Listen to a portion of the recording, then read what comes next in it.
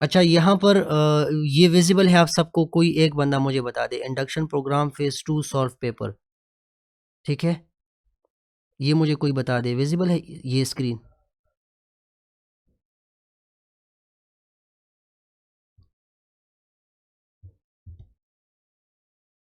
Okay, visible है, ठीक है। अच्छा, इसमें इसमें सबसे पहला जो क्वेश्चन है ना, ये है कोलैबोरेटिव टूल्स के ऊपर। आप लोगों ने सेशन के अंदर ये वाला वर्ड काफ़ी बार सुना होगा, कोलैबोरेशन, कोलैबोरेशन, कोलैबोरेशन, ठीक है? ये असल में आईसीटी के अंदर काफ़ी इम्पोर्टेंट टॉपिक है, ठीक है? इसके ऊपर कल आपके पेपर में क्वेश्चन आने के ज़्यादा चांसेस हैं। अब ये कोलैबोरेटिव टूल्स होती क्या हैं? यहाँ पर थोड़ा-सा तवज्जो दें मुझे। Collaborative tools are digital tools that help people work together. जहाँ पर आप मिलकर काम करते हैं। सिंपल सी बात है, जहाँ पर आप मिलकर काम करते हैं, कोलैबोरेट करते हैं, कोऑपरेट करते हैं, लेकिन किस वजह से? डिजिटल टूल्स के ज़रिए से, ठीक है? When you work together with the help of digital tools, ठीक है? तो ऐसे टूल्स को हम कोलैबोरेटिव टूल्स कहते हैं, even if they are not in the same place. आजकल आपने सुना होगा फ्रीलांसिंग कोई बंदा करता है, तो वो क्यों? वो कोलैबोरेटिव टूल्स का यूज़ करके रिमोटली अपने घर से काम करता है, ठीक है? उसके बाकी जो मेंबर्स होते हैं, टीम मेंबर्स, वो अपने अपने घरों से काम करते हैं। वो किस वजह से? इन्हीं टूल्स की वजह से। तो सिंपल ये आपने इसको, अगर आपके पेपर में आता है, इतना ही आपने डिफाइन करना है कि कोलैबोरेटिव टूल्स वो टूल्स होते हैं जिसके ज़रिए से लोग डिजिटली, ठीक है, डिजिटली मिलकर काम करते हैं। सिंपल इज़ दैट, और इसमें आपने कोई किस्से नहीं करने। अच्छा, these tools are used to share information. ये जितने भी टूल्स हैं डिजिटल टूल्स, ठीक है, कोलैबोरेटिव टूल्स, इसके ज़रिए हम इन्फॉर्मेशन को एक जगह से दूसरी जगह पर ट्रांसफ़र कर सकते हैं, शेयर कर सकते हैं। अपने आइडियाज़ एक दूसरे के साथ शेयर कर सकते हैं। या फिर जैसे मैंने बात की कि फ्रीलांसर्स जो होते हैं, वो कोलैबोरेटिव टूल्स का यूज़ करके अपने टीम मेंबर्स के साथ कोलैबोरेशन करते हैं, और कोई टास्क, कोई प्रोजेक्ट जो होता है, उसके ऊपर मिलकर काम करते हैं, कंप्लीट टास्क्स टुगेदर। ठीक हो गया? अच्छा, कौन कौन से टूल्स ऐसे हैं? इस पेपर में ये तो नहीं पूछा था कि मतलब आप एग्जांपल्स भी दो। शॉर्ट क्वेश्चन में अगर इतना पूछ लिया आपसे कि कोलैबोरेटिव टूल्स कौन से हैं, या अगर आपसे ये पूछा कि what is meant by collaborative tools, ठीक है, फिर आपने सिंपल कोलैबोरेटिव टूल्स की डेफिनेशन लिखनी है। अगर कोई अपनी तरफ से एक दो एग्जांपल देना चाहता है तो दे दे, अदरवाइज एग्जांपल्स देने की ज़रूरत नहीं। हाँ, अगर उन्होंने पूछा कि कोलैबोरेटिव टूल्स को डिफाइन कर लें और साथ में एग्जांपल्स भी दे, फिर आपने ये वाले एग्जांपल्स देने हैं। गूगल डॉक्स, ठीक है, ये कोलैबोरेटिव टूल है। अभी जिसके ज़रिए हम ये सेशन ले रहे हैं, गूगल मीट, ये भी एक कोलैबोरेटिव टूल है। हम कल के पेपर के लिए, ये हमारा एक टास्क है, हम उसके लिए काम कर रहे हैं, कोलैबोरेट कर रहे हैं एक दूसरे के साथ, एक काम हो रहा है डिजिटली, ठीक है? तो Google Docs, Google Meet, Zoom या माइक्रोसॉफ्ट टीम्स, ये सारे कोलैबोरेटिव टूल्स हैं, ठीक है? ये पैडलेट, ट्रेलो, सिंपल 2-3 एग्जांपल्स आपने देने हैं। क्लियर हो गया? This is all about collaborative tools. ये शॉर्ट क्वेश्चन के अंदर था फेज 2 में। क्लियर हो गया? इसमें कोई मसला तो नहीं?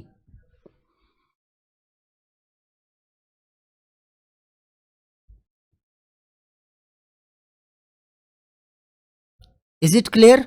मैं सेकंड क्वेश्चन के ऊपर जंप कर रहा हूं।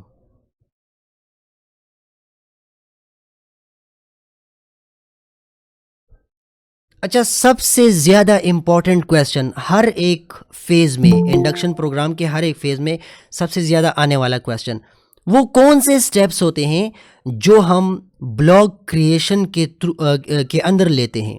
ब्लॉग क्रिएट करते वक्त कौन कौन से स्टेप्स लिए जाते हैं? Right the steps used in creating a blog. Clear हो गया? तो ये वाला काफ़ी इंपॉर्टेंट क्वेश्चन है, इसको आपने इग्नोर नहीं करना। ये हमारे टाइम पर भी आया था। ब्लॉग से मुराद क्या है? सिंपल, आपने वेबसाइट कंसिडर करना है।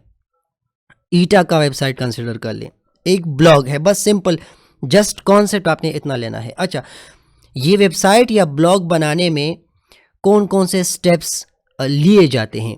तो सबसे पहला जो स्टेप है, वो चूज़ करना होता है कि हम कौन सा ब्लॉगिंग प्लेटफॉर्म यूज़ करेंगे, ठीक है। चूजिंग अ ब्लॉगिंग प्लेटफॉर्म, या तो ब्लॉगर का यूज़ करेंगे, ये भी एक प्लेटफॉर्म है। ब्लॉगर के ऊपर लोग अपने ब्लॉग्स बनाते हैं, जिसके ऊपर फिर वो अपने पोस्ट क्रिएट करते हैं और वो इंटरनेट के ऊपर ग्लोबली विजिबल होते हैं, ठीक है, और ग्लोबली लोग उसको विजिट करते हैं। इसी तरह वर्डप्रेस भी है, विक्स भी है, ये सारे ब्लॉग्स बनाने के जो प्लेटफॉर्म्स हैं ये है। पहला स्टेप कौन सा है, हमने कोई ब्लॉगिंग प्लेटफॉर्म चूज़ करना होता है। यहाँ पर पहला स्टेप हो गया। अच्छा, फिर जब भी हम कोई ब्लॉगर या वर्डप्रेस या विक्स विजिट करते हैं तो पहले तो हमने विजिट कर लिया, दूसरा काम हमारा वहाँ पर अकाउंट बनाना है। सिंपल सा एग्जांपल देता हूँ, जब आप फेसबुक फर्स्ट टाइम ओपन करते हैं तो आपको कहते हैं कि अगर आप फेसबुक को यूज़ करना चाहते हैं so you have to create an account, तो फिर आप फेसबुक के साथ अपना अकाउंट बनाते हैं। इसी तरह अगर आप ब्लॉगर यूज़ करना चाहते हैं या वर्डप्रेस यूज़ करना चाहते हैं या विक्स यूज़ करना चाहते हैं तो फिर आपने वहाँ पर एक अकाउंट बनाना होता है। क्लियर हो गया, ये सेकंड स्टेप हो गया। अकाउंट बनाना कैसा होगा वहाँ पर, यहाँ सिंपल आपने अपना ईमेल आईडी या मोबाइल नंबर उसके थ्रू रजिस्टर करना है, अपना अकाउंट यहाँ पर रजिस्टर करना है, बनाना है किसी भी ब्लॉगर प्लेटफॉर्म के ऊपर। अच्छा, ये करने के बाद आपने मतलब 2 स्टेप आपने किए, प्लेटफॉर्म भी चूज़ कर लिया, आपने वहाँ पर अपना अकाउंट भी बना लिया।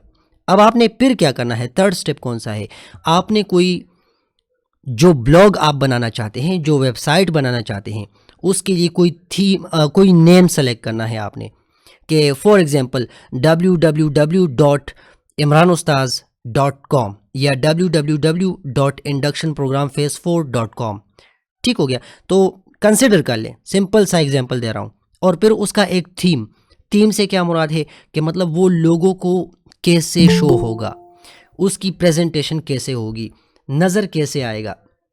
जैसे फेसबुक के अंदर हमें वो मल्टीपल सेक्शंस नज़र आते हैं, अकाउंट का अपना सेक्शन है, ग्रुप्स का अपना सेक्शन है, फ्रेंड रिक्वेस्ट का अपना सेक्शन है और होम फीड का या टाइमलाइन का अपना सेक्शन है।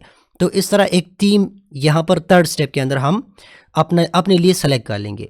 थर्ड स्टेप हो गया। अच्छा, ज़्यादा बात नहीं करेंगे, सिंपल है। फिर कस्टमाइज यूर ब्लॉग, आपने नाम सेलेक्ट कर लिया, नाम रख लिया, थीम भी आपने सेलेक्ट कर लिया। अब वो बना बनाया ब्लॉग होता है, उसको आपने अपने लिए कस्टमाइज करना है। तो कस्टमाइजेशन से क्या मुराद है, आपने उसके अंदर टाइटल्स देने हैं कि मेन होम पेज के ऊपर इमरान उस्ताद का नाम नज़र आएगा, इमरान उस्ताद का लोगो नज़र आएगा, उसका लेआउट इस तरह से होगा, ठीक है। और डिस्क्रिप्शन में ये होगा कि एक फेसबुक पेज है या एक बंदा है टीचिंग कर रहा है या इंडक्शन प्रोग्राम एक प्रोग्राम है, 9 मंथ की ट्रेनिंग होती है, इस तरह से डिस्क्रिप्शन देनी है उसको, ठीक हो गया। अच्छा, ये 4 स्टेप आपने कर लिए।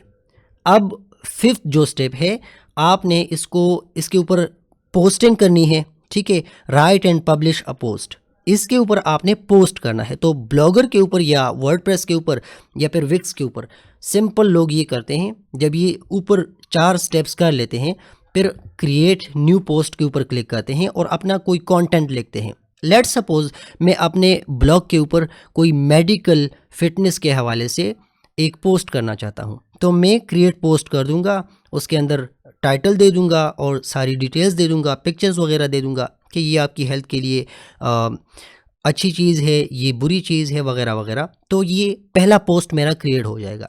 फिर इसके बाद आखिरी स्टेप क्या है, share the blog link with your classmates, teachers और फ्रेंड्स। फिर मैं अपने उस वेबसाइट का, उस ब्लॉग का जो लिंक है यानी www.imranustaz.com, ये आपके साथ शेयर कर लूँगा या उस पोस्ट का लिंक आपके साथ शेयर कर लूँगा, तो वो आप लोगों को विजिबल होगा। These are the steps whenever you want to create a blog using blogger या वर्डप्रेस या फिर वेक्स। सिंपल छोटे छोटे लाइंस आपने यहाँ पर लिखने हैं। पहले हमने ब्लॉगिंग प्लेटफॉर्म चूज़ करना है, उसके बाद वहाँ पर अकाउंट बनाना है, फिर उसका नाम और थीम सेलेक्ट करना है, फिर उस थीम और वहाँ पर जो सारी चीज़ें हैं उसको कस्टम करना है, कस्टमाइज़ करना है, फिर उसके ऊपर अपना पहला पोस्ट लिखना है, फिर उसको शेयर करना है। Simple is that. ब्लॉगिंग का फ़ायदा क्या है? इंफॉर्मेशन शेयरिंग होती है, आइडियाज़ की एक्सप्रेशन होती है, अपने ओपिनियंस आप शेयर कर सकते हैं, या फिर आप कोई भी अपना क्रिएटिव राइटिंग का स्किल रखते हैं और वहाँ पर क्रिएटिव राइटिंग करके लोगों के साथ शेयर करते हैं, और ब्लॉगिंग से लोग अच्छी खासी अर्निंग भी करते हैं। क्लियर हो गया? Is that clear? ताकि मैं सेकंड क्वेश्चन के ऊपर जंप कर लूँ। ये क्लियर हुआ आप लोगों को?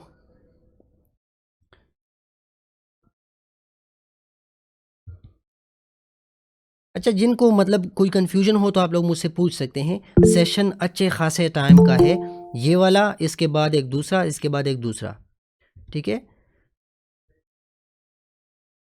सेशंस क्रिएट करते जाएंगे, कोई मसला नहीं है। किसी को मसला हो तो मुझे बता दें, अगर क्लियर है तो फिर मैं नेक्स्ट क्वेश्चन के ऊपर जंप कर लेता हूँ। ब्लॉगिंग के हवाले से मैंने आपको बताया कि क्वेश्चन आ सकता है, या तो आपको कहेंगे कि ब्लॉग क्या चीज़ है, इसके फ़ायदे बता दें, ठीक है, और इसके नुकसानात बता दें, मेरिट्स एंड डीमेरिट्स, ठीक है, या फिर आपको ये भी आपसे पूछा जा सकता है कि आजकल ब्लॉगिंग के लिए कौन कौन से वेबसाइट्स हैं। क्लियर हो गया?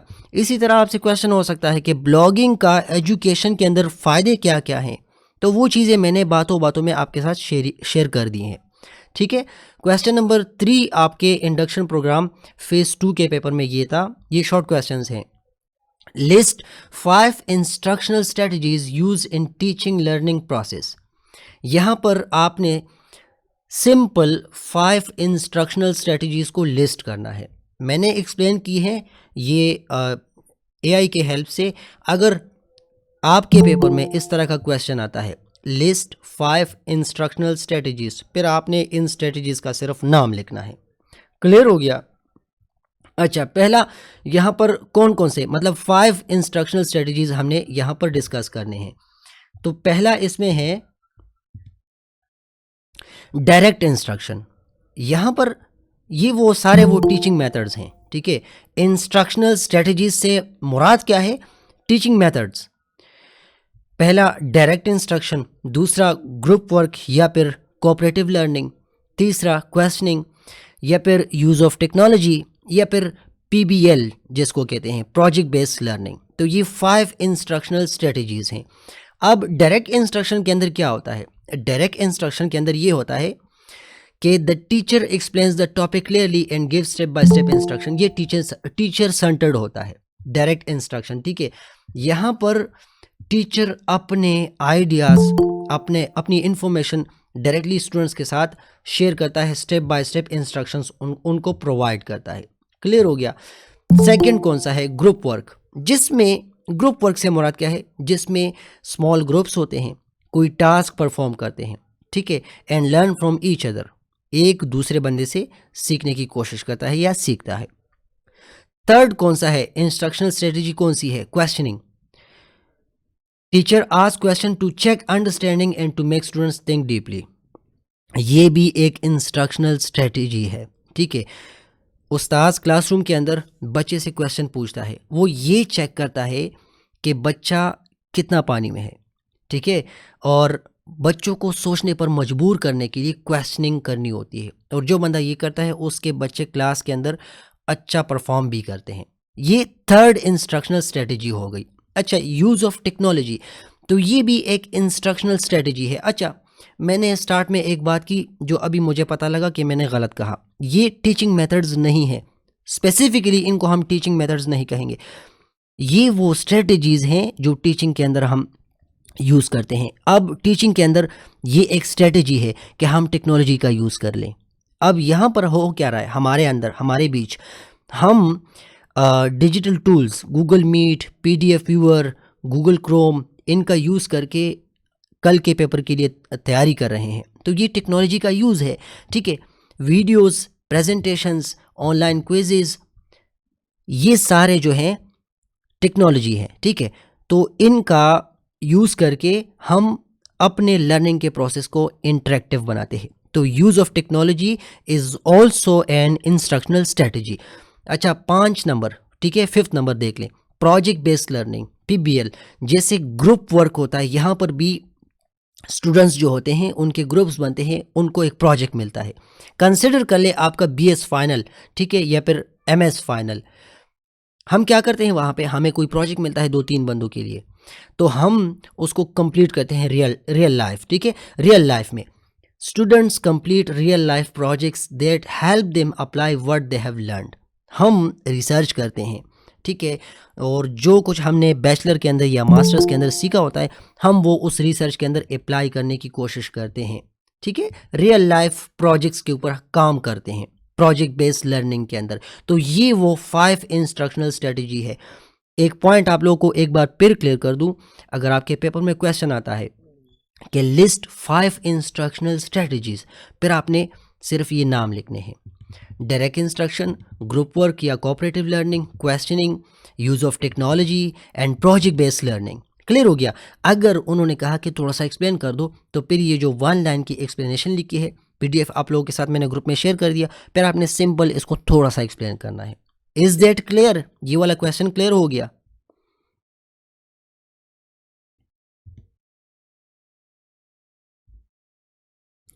किसी को कोई मसला हो तो मैं रुक जाता हूँ, थोड़ा सा आप लोग क्वेश्चन कर सकते हैं।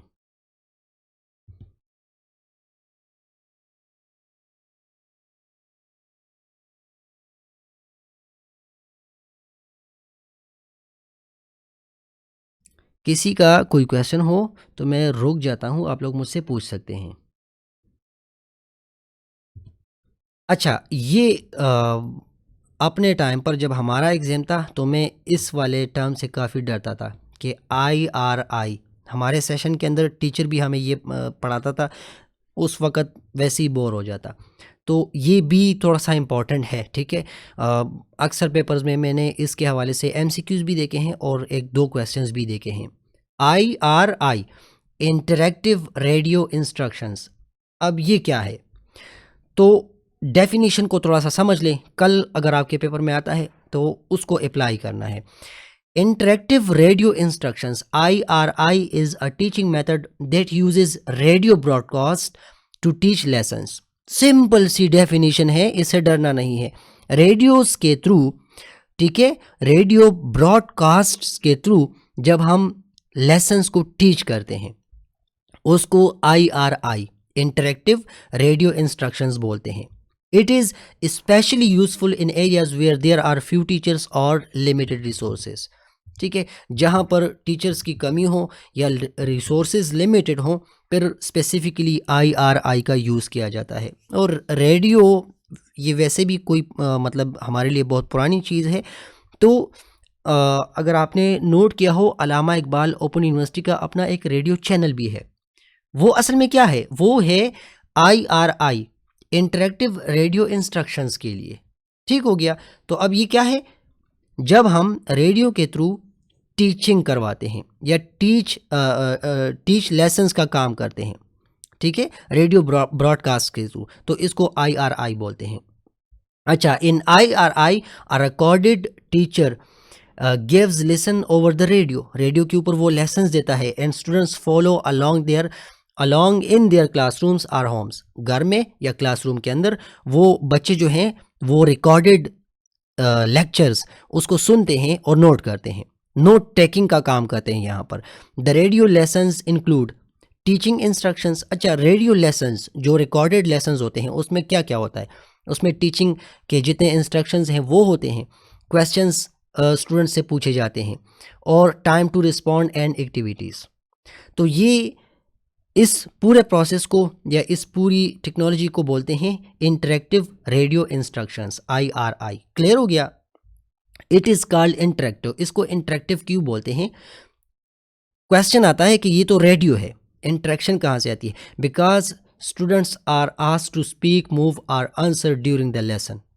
अच्छा, बच्चों से पूछा जाता है, जैसे CPD के अंदर वीडियोस हमें मिलती हैं, तो उन वीडियोस के अंदर टीचर्स को बाकायदा टाइम मिलता है कि यहाँ पर पॉज करें और यहाँ पर रिफ्लेक्ट करें, ठीक है। तो इस तरह से इसको हम इंटरेक्टिव बनाते हैं।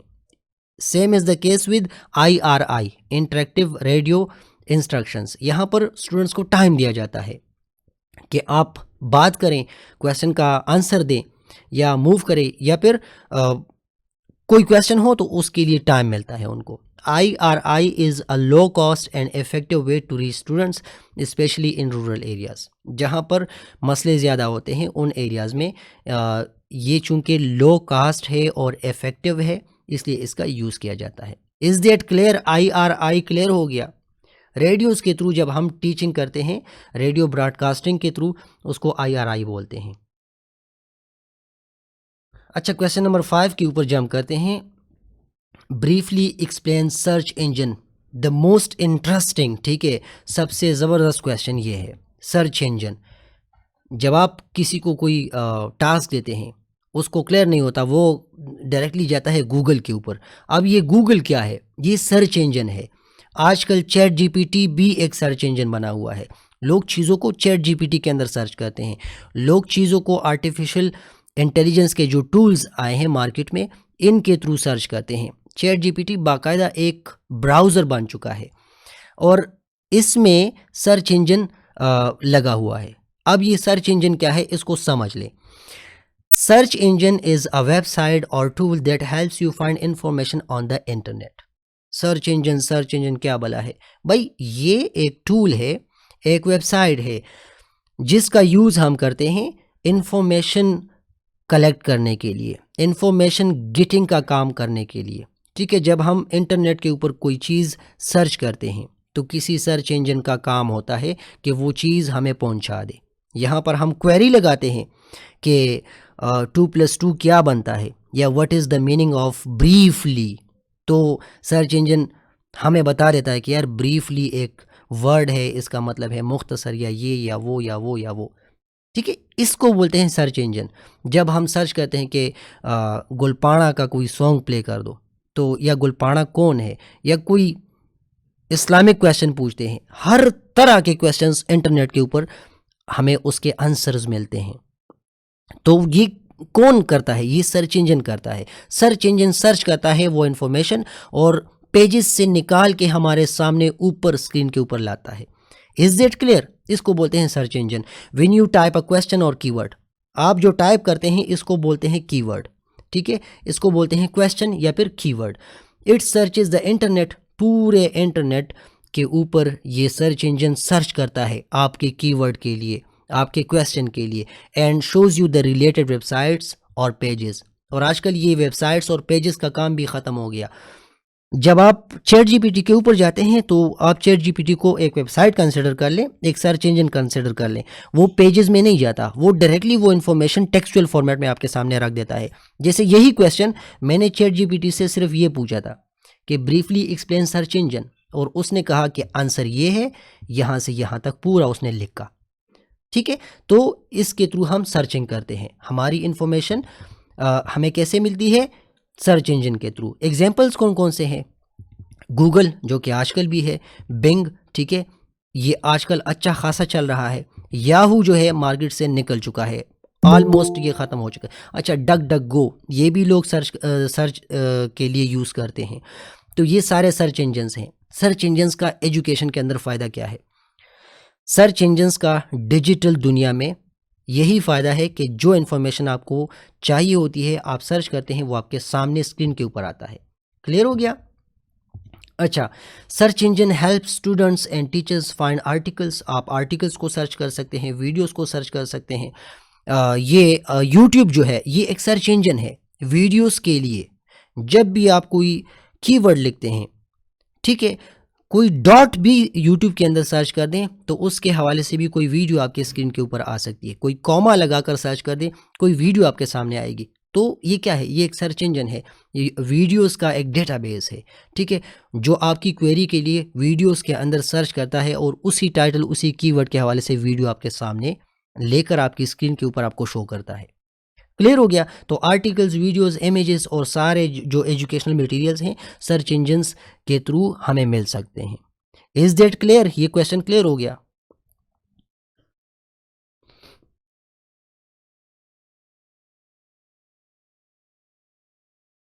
अच्छा, कोई मुझे आवाज़ भी दिया करे ताकि मुझे पता लगे। क्लियर हो गया ये? Yes sir. अच्छा, तो ये इसके बाद है right 5 commandments of computer ethics. Commandments किस चीज़ को बोलते हैं? रूल्स को बोलते हैं। मतलब ये कि वो कौन कौन से रूल्स हैं जो कंप्यूटर यूज़ करते वक्त हमें अपनाने चाहिए, अखलाकियात आप इसको कह लें, ठीक है। तो पहला, डू नॉट, ये इम्पॉर्टेंट है, ठीक है। अक्सर कंप्यूटर के एथिक्स के ऊपर क्वेश्चन आ जाता है, या फिर इंटरनेट के फ़ायदे और इंटरनेट के नुकसानात के ऊपर क्वेश्चन आ जाता है, या फिर इंटरनेट का फ़ायदा एजुकेशन के अंदर, या इंटरनेट का फ़ायदा नुकसान एजुकेशन के अंदर, ठीक है। क्योंकि बहुत से लोग इंटरनेट का यूज़ एजुकेशन के लिए तो करना चाहते हैं लेकिन कर नहीं पाते। क्लियर हो गया? अच्छा, पहला इसमें है do not use a computer to harm others. अब ये जो लैपटॉप है, ये मेरे सामने जो मेरा मोबाइल है, दूसरों को तकलीफ़ पहुंचाने के लिए नहीं है, ठीक है। हमने बुलिंग का काम नहीं करना, हमने हैकिंग नहीं करनी, हमने किसी की ऑनलाइन इन्फॉर्मेशन उसको स्टील नहीं करना, ठीक है। चुराना नहीं है ना उन चीज़ों को, क्योंकि ये उनकी पर्सनल इंटेलेक्चुअल प्रॉपर्टी है, ठीक है। हमने किसी को हमने ऑनलाइन हैरेसमेंट नहीं करना, हमने किसी का अकाउंट हैक नहीं करना, ठीक है। और ये हैकिंग का जो वर्ड जब बंदा सुनता है कि मतलब यार पासवर्ड किसी का निकाल के टेक्निकल टूल्स, वो टेक्निकल बंदों का काम है। अक्सर हमें किसी दोस्त का पासवर्ड पता होता है, तो अब ये इथिक्स के अगेंस्ट है अगर आप उसका पासवर्ड यूज़ करके उसका अकाउंट किसी ऑफ टाइम में ओपन करते हैं, ठीक है। तो ये पहला जो रूल है, कौन सा है, क्या है कि हमने कंप्यूटर का यूज़ करके अच्छी अच्छी कामों के लिए इसका यूज़ करना है, दूसरों को नुकसान देने के लिए इसका यूज़ नहीं करना। सेकंड कौन सा है? डू नॉट स्टील और कॉपी समवन एल्स सॉफ्टवेयर और फाइल्स। अच्छा, सॉफ्टवेयर और फाइल्स के लिए इंटरनेट की दुनिया में, कंप्यूटर की दुनिया में बाकायदा इसकी लाइसेंसिंग होती है। तो दूसरे बंदों के सॉफ्टवेयर्स, उनके फाइल्स, उनकी इन्फॉर्मेशन, उनकी इजाज़त के बग़ैर हम कॉपी भी नहीं कर सकते, या फिर स्टील करना तो बहुत ज़्यादा मतलब नाजायज़ काम है, ठीक है। ये इसका दूसरा रूल हो गया। Do not use a computer to lie और स्प्रेड फॉल्स इन्फॉर्मेशन। अब जो सोशल मीडिया है, फॉल्स इन्फॉर्मेशन से भरा पड़ा है, ठीक है। तो इसका मतलब हम कर क्या रहे हैं? ये कंप्यूटर ही तो है, ठीक है। हम उसका गलत यूज़ कर रहे हैं, मोबाइल, लैपटॉप, पीसी, ठीक है। बहुत से लोग फॉल्स इन्फॉर्मेशन उसको स्प्रेड करते हैं, बिल्कुल एक फ्लड बन जाता है इन्फॉर्मेशन का, और जब वो उसकी तहकीक होती है, पूरी दुनिया में उसके हवाले से एक नेगेटिव जो ख़्याल है वो लोगों के अंदर फैल जाता है। मतलब हमने करना क्या है? फॉल्स इन्फॉर्मेशन के लिए इसका यूज़ नहीं करना किसी भी कंप्यूटर का, ठीक है। रिस्पेक्ट अदर्स प्राइवेसी, दूसरों की प्राइवेसी का ख्याल रखना है। डू नॉट रीड और change someone's personal data without permission, ठीक है। तो इंटरनेट की दुनिया में हमने दूसरों की प्राइवेसी का, कंप्यूटर की दुनिया में हमने दूसरों की प्राइवेसी का ख्याल रखना है। हमने उनकी इजाज़त के बगैर उनके पर्सनल डेटा के साथ कोई छेड़छाड़ नहीं करना। अच्छा, think before you post online, ये आजकल हमारे लिए, मेरे लिए, आपके लिए बहुत ज़्यादा इम्पॉर्टेंट है ये एथिक्स, ठीक है। 5th नंबर पे जो है, जब हम कोई चीज़ पोस्ट करते हैं तो उससे पहले हमें सोचना चाहिए। Always use the internet responsibly and respectfully. 100 बार सोचें, कोई बात आप लिख रहे हैं, क्या पता पूरी दुनिया है किसके सामने आए, किसका दिल टूटे, किसको तकलीफ़ हो, ठीक है। आपके लिए तो मज़ा होगा, मेरे लिए तो मज़ा होगा। तो ये कंप्यूटर के रूल्स हैं, सिंपल वो बातें थी, आप लोगों के साथ डिस्कस की। अच्छा, क्वेश्चन नंबर 6 हो गया, क्वेश्चन नंबर 7 के ऊपर जाते हैं। क्वेश्चन नंबर 7, कॉल के अंदर टाइम कितना है? अच्छा, टाइम है। Right a detail note on, ये लॉन्ग क्वेश्चन है, ठीक है। क्वेश्चन नंबर 7 ये फेज़ 2 में लॉन्ग क्वेश्चन है। Right a detailed note on blended learning, काफ़ी ज़्यादा इंपॉर्टेंट, इसके ऊपर MCQs भी आते हैं, इसके ऊपर शॉर्ट क्वेश्चन, लॉन्ग क्वेश्चन भी आते हैं। ब्लेंडेड लर्निंग क्या है और इसके बेनिफिट्स कौन कौन से हैं फॉर अ टीचर, टीचर के लिए इन द क्लासरूम ऑफ ICT। एक क्लासरूम है ICT, मतलब वहाँ पर इंफॉर्मेशन कम्युनिकेशन टेक्नोलॉजी का यूज़ होता है। तो ब्लेंडेड लर्निंग, इसके फ़ायदे क्या हैं एक टीचर के लिए? सबसे पहले आपने ये देखना है कि ब्लेंडेड लर्निंग क्या चीज़ है। MCQs के लिए याद रख लें, इसके ऊपर क्वेश्चन भी आ सकता है MCQs के अंदर, और शॉर्ट क्वेश्चन भी इसके ऊपर कंफर्म, मुझे तो ऐसा लगता है कि आएगा। Blended learning is a method that combines traditional classroom with online learning. हमारे स्कूलों के अंदर जो ट्रेडिशनल क्लासरूम्स हैं, जहाँ पर हम किताब उठाकर बच्चों को बोर्ड के ऊपर लिखाई करते हैं, लिखते हैं उनके सामने, उनको इंस्ट्रक्ट करते हैं, गाइड करते हैं, उसके साथ ऑनलाइन लर्निंग, ठीक है, उनके लिए ऑनलाइन लर्निंग का वो एस्पेक्ट जब हम रखते हैं, तो इन दोनों की कम्बिनेशन, इसको कहते हैं ब्लेंडेड लर्निंग। ब्लेंडेड लर्निंग एक ऐसा मेथड है जो ट्रेडिशनल क्लासरूम की टीचिंग को ऑनलाइन लर्निंग के साथ कंबाइन करता है। Simple is that. क्लियर हो गया? It allows teachers to use both face to face and digital tools to teach effectively. आपने इस इंडक्शन प्रोग्राम फेज 4 के अंदर एक चीज़ नोट की होगी। वैसे तो ये पूरा सिस्टम बहुत ज़्यादा मतलब बंदे को बकवास लगता है, लेकिन अगर इसको देख लें थोड़ा सा, तो कुछ सेशंस हमारे फेस टू फेस थे, कुछ सेशंस हमने ऑनलाइन किए थे, ठीक है, मतलब वो असेसमेंट करना, ठीक है, वो सारी चीज़ें। तो ये ट्रेडिशनल क्लासरूम के अंदर हमने ऑनलाइन लर्निंग का वो एस्पेक्ट भी डाल दिया। इसको बोलते हैं ब्लेंडेड लर्निंग। बस आसान अल्फाज में ये इसका मतलब है कि आप क्लासरूम के अंदर जो कुछ करते हैं, साथ में अगर आप ऑनलाइन लर्निंग के वो रिसोर्सेज भी प्रोवाइड कर दें, तो इसको बोलते हैं ब्लेंडेड लर्निंग। इसके फ़ायदे कौन कौन से हैं? पहला, टीचर के लिए फ्लेक्सिबल टीचिंग होती है। दूसरा, मोर time for interaction, better students engagement, track students progress, support different learning styles. मैं एक एक करके समझाता हूँ आपको। फ्लेक्सिबल टीचिंग कैसे होती है? ब्लेंडेड लर्निंग के मेथड के through teachers can teach some lessons in the classroom. Classroom में तो पूरा टाइम नहीं होता, तो कुछ लेसन्स क्लासरूम के अंदर वो टीच करता है, और बाकी जो होते हैं वो उनको कहते हैं कि यार मैंने आप लोगों के लिए रिकॉर्डेड सेशन रखा है, बस आप घर जाओ, स्कूल के बाद वो घर से देख लेना, ठीक है। तो ये टीचर के लिए फ्लेक्सिबिलिटी आ जाती है यहाँ पर। More time for interaction with some learning done online, कुछ ऑनलाइन लर्निंग हो जाती है। Teachers can use class time to help students one on one और इन ग्रुप्स। तो इंटरेक्शन के लिए ज़्यादा टाइम उनको मिलता है, क्योंकि पूरी क्लासरूम के अंदर वो पूरा टाइम लर्निंग को नहीं मिलता। कुछ ऑनलाइन को मिल जाता है, कुछ यहाँ पर फेस टू फेस सेशन हो जाता है, बीच में उनकी ग्रुप डिस्कशन, उनकी लर्निंग हो जाती है। मैं ये लैपटॉप चार्जिंग के ऊपर लगा लेता हूँ।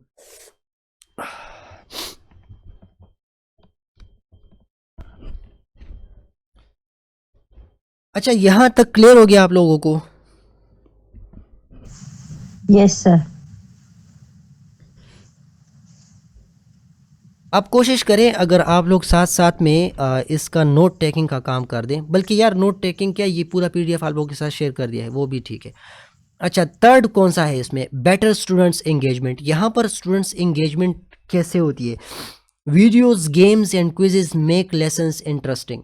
आज कोई टॉपिक आपने क्लासरूम के अंदर पढ़ाया, उसके हवाले से कोई ऑनलाइन क्विज उनको दिया, कोई ऑनलाइन पजल या गेम या कोई वीडियो उनको दी, ठीक है, थर्स्टी करो, आप क्लासरूम में पढ़ाते रहो। बहुत से बच्चे मिस कर जाते हैं, वो याद नहीं कर सकते, लेकिन जब उसकी वीडियो देखेंगे इजीली उनको समझ में आ जाएगा। क्लियर हो गया? तो ये ब्लेंडेड लर्निंग टीचर के लिए यहाँ पर भी इसका फ़ायदा है। अच्छा, साथ में नहीं, यहाँ पर बेटर स्टूडेंट एंगेजमेंट की बात हुई, तो ये स्टूडेंट्स को अच्छी तरीके से हम एंगेज कर सकते हैं इन ब्लेंडेड लर्निंग के मेथड्स के थ्रू। फोर्थ नंबर है ट्रैक स्टूडेंट्स प्रोग्रेस। हम ऑनलाइन टूल्स का यूज़ करके बच्चों के प्रोग्रेस को अच्छी तरह से ट्रैक कर सकते हैं, ठीक है। Online tool give teachers reports about how each student is doing. मैंने एक चेक लगा लिया कि जो बच्चा आज की लेसन के हवाले से कोई वीडियो 50% तक देखेगा, तो मुझे पता लगेगा कि उसने वो वीडियो देख ली और उसको फ़ायदा हुआ या नहीं। तो ये ऑनलाइन टूल्स का फ़ायदा है, ब्लेंडेड लर्निंग के मेथड का ये फ़ायदा है, ठीक है। टीचर के लिए वो प्रोग्रेस को ट्रैक कर सकता है। अच्छा, फिफ्थ नंबर पे है supports different learning styles. Multiple learning styles को ये सपोर्ट करता है। Some students learn better by watching videos. ऊपर मैंने बात की कि कुछ बच्चे थर्स्टी क्रो की स्टोरी को नहीं समझेंगे, कुछ बच्चे वीडियो से अच्छी तरह से समझ जाएंगे। वही बच्चे जो नहीं समझते टेक्सचुअल, बोर्ड से, किताब से, कॉपी से, लेकिन वो वीडियो या कोई पिक्चर्स देखकर उसको अच्छी तरह से समझ जाएंगे। अच्छा बस ये तो हो गया। In short, blended learning makes teaching more modern, interactive and effective. आजकल हमारे KPK में बल्कि पूरे पाकिस्तान में ब्लेंडेड लर्निंग के ऊपर काम हो रहा है। ज़्यादा नहीं लेकिन काम हो रहा है, ठीक है। ऑनलाइन सेशंस के हवाले से भी, ऑनलाइन लर्निंग के हवाले से भी प्रोजेक्ट्स वगैरह हैं, NGOs वगैरह हैं, वो लोग काम कर रहे हैं। क्लियर हो गया ये क्वेश्चन ब्लेंडेड लर्निंग के हवाले से? ये काफ़ी इंपॉर्टेंट है, कल इसके ऊपर क्वेश्चन आने के चांसेस हैं, ठीक है। तो आपने ये नोट करना है, जितना मैंने समझाया इसी तरह से आपने कुछ ना कुछ वहाँ पर लिखना है। अच्छा, डिज़ाइन एन एक्टिविटी, ये फेज़ 2 में ये क्वेश्चन था। एक एक्टिविटी आपने डिज़ाइन करनी है on your choice of topic for your class in which critical thinking, creativity, communication and collaboration are involve through technology. कोई ऐसी एक्टिविटी आप डिज़ाइन कर दो, पेपर के अंदर ये क्वेश्चन था, जिसमें क्रिएटिविटी, थिंकिंग मतलब क्रिटिकल थिंकिंग, कम्युनिकेशन, कोलैबोरेशन, ये सारी चीज़ें इन्वॉल्व हों, ये सारी चीज़ें रिफ्लेक्ट हों, ठीक है। तो यहाँ पर जो आंसर है इसको थोड़ा सा देख लें, बाकी आप अपनी साइड से भी कोई ना कोई एक्टिविटी निकाल सकते हैं, उनके सामने रख सकते हैं। Create a digital poster on save water, ये टाइटल आपने दिया, ठीक है, कि एक डिजिटल पोस्टर बना दें। ये हायर क्लासेस की बात है, तो वो कौन सा टूल यूज़ कर सकते हैं? कैनवा या गूगल स्लाइड्स का यूज़ कर सकते हैं, या MS वर्ड का भी यूज़ कर सकते हैं, उसके अंदर भी शेप्स बन जाती हैं। अच्छा, पोस्टर वगैरह बन जाता है। स्टेप्स कौन कौन से हैं? ग्रुप वर्क सबसे पहला, तो यहाँ पर कोलैबोरेशन मैंने उसको इन्वॉल्व कर लिया। मैं 4 या 5 स्टूडेंट्स का ग्रुप बना दूंगा, फर्स्ट स्टेप हो गया। उन्होंने कहा था कि कोलैबोरेशन उसके अंदर रिफ्लेक्ट होनी चाहिए, तो पहले स्टेप में मैंने कोलैबोरेशन को मेक श्योर कर लिया। टॉपिक डिस्कशन, ठीक है, सेव वाटर के ऊपर डिज़ाइनिंग का काम करने से पहले या डिजिटल पोस्टर बनाने से पहले वो डिस्कशन करेंगे, तो कम्युनिकेशन को भी मैंने यहाँ पर इंश्योर कर दिया, ठीक है। Each group discusses why saving water is important, तो वो सारी चीज़ें वो वाई के बाद उनको क्लियर हो जाएंगी, तो वो एक अच्छा पोस्टर डिज़ाइन कर सकेंगे। डिज़ाइन पोस्टर, ये अब क्रिएटिविटी है, ये पोस्टर डिज़ाइन करना एक क्रिएटिविटी है, ठीक है, एक नया काम है बच्चों के लिए। स्टूडेंट्स यूज़ कैनवा, ये कैनवा क्या है? कैनवा एक डिज़ाइनिंग टूल है ऑनलाइन, ठीक है, वेबसाइट है, एप्लीकेशन है, to make an eye catching digital poster with facts and slogans. उसके ऊपर कुछ फैक्ट्स लिख लेंगे, सेव वाटर के हवाले से स्लोगन्स लिख लेंगे, तो ये क्रिएटिविटी को भी यहाँ पर मैंने इंश्योर कर दिया। अब ये एक्टिविटी है सिंपल, कितना आसान है, 2 या 4 स्टेप्स हैं टोटल।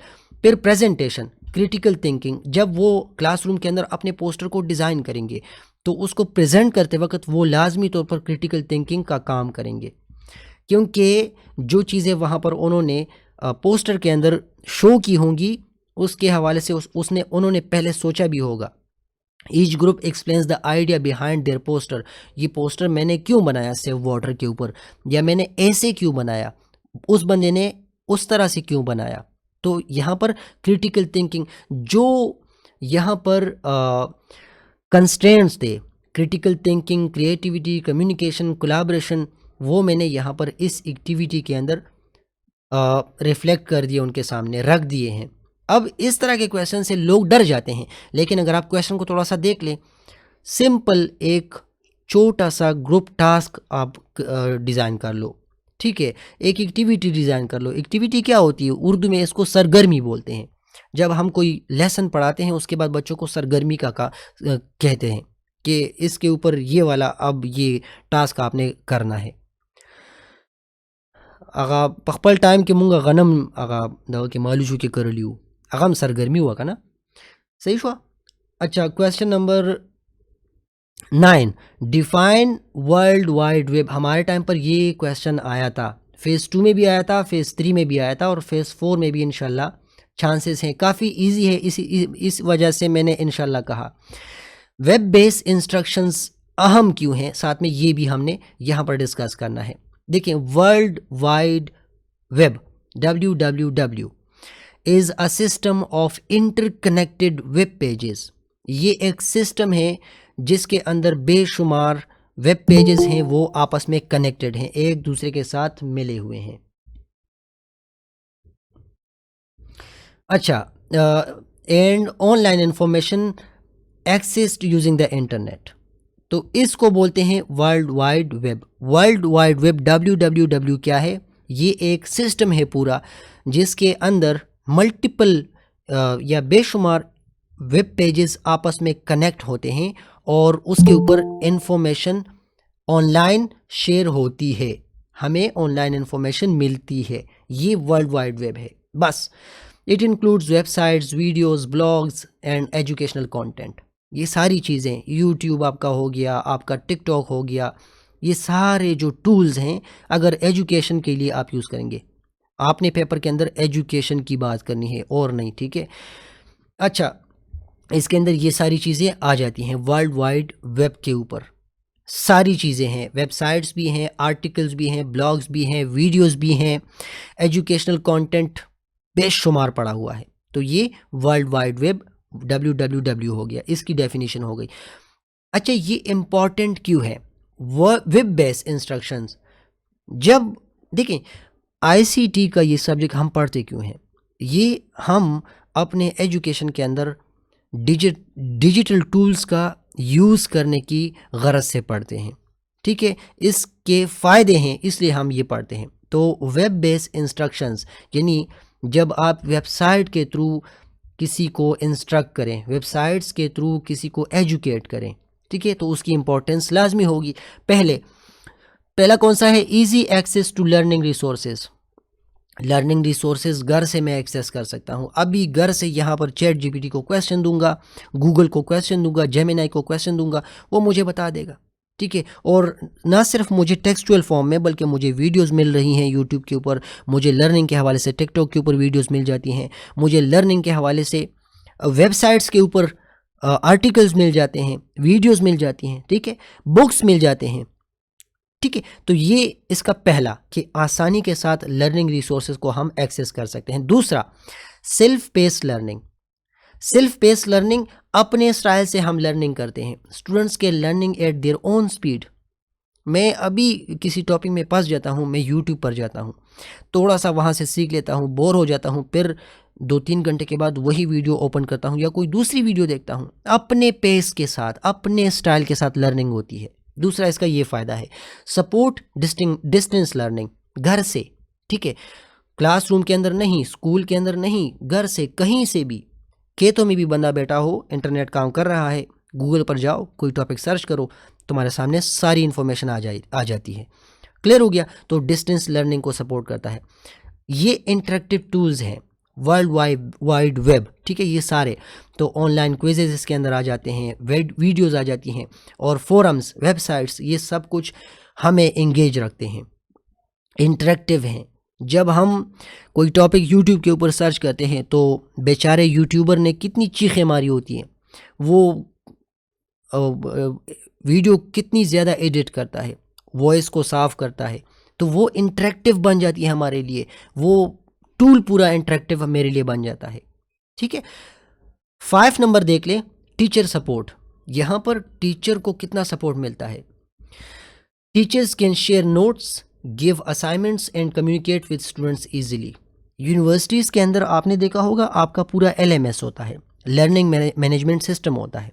टीचर वहाँ पर आपके साथ अपने नोट्स भी शेयर करता है, अपने स्लाइड्स भी शेयर करता है, आपको कोई असाइनमेंट भी वहाँ पर देता है, आपकी ग्रेडिंग भी वहाँ पे करता है, आपको DMC भी वहाँ पे मिल जाती है। तो पूरा प्रोसेस जो होता है वो डिजिटल हो जाता है, तो टीचर के लिए आसानी है। क्लियर हो गया? ये वर्ल्ड वाइड वेब के फ़ायदे हैं। Is that clear? किसी को कोई मसला तो नहीं?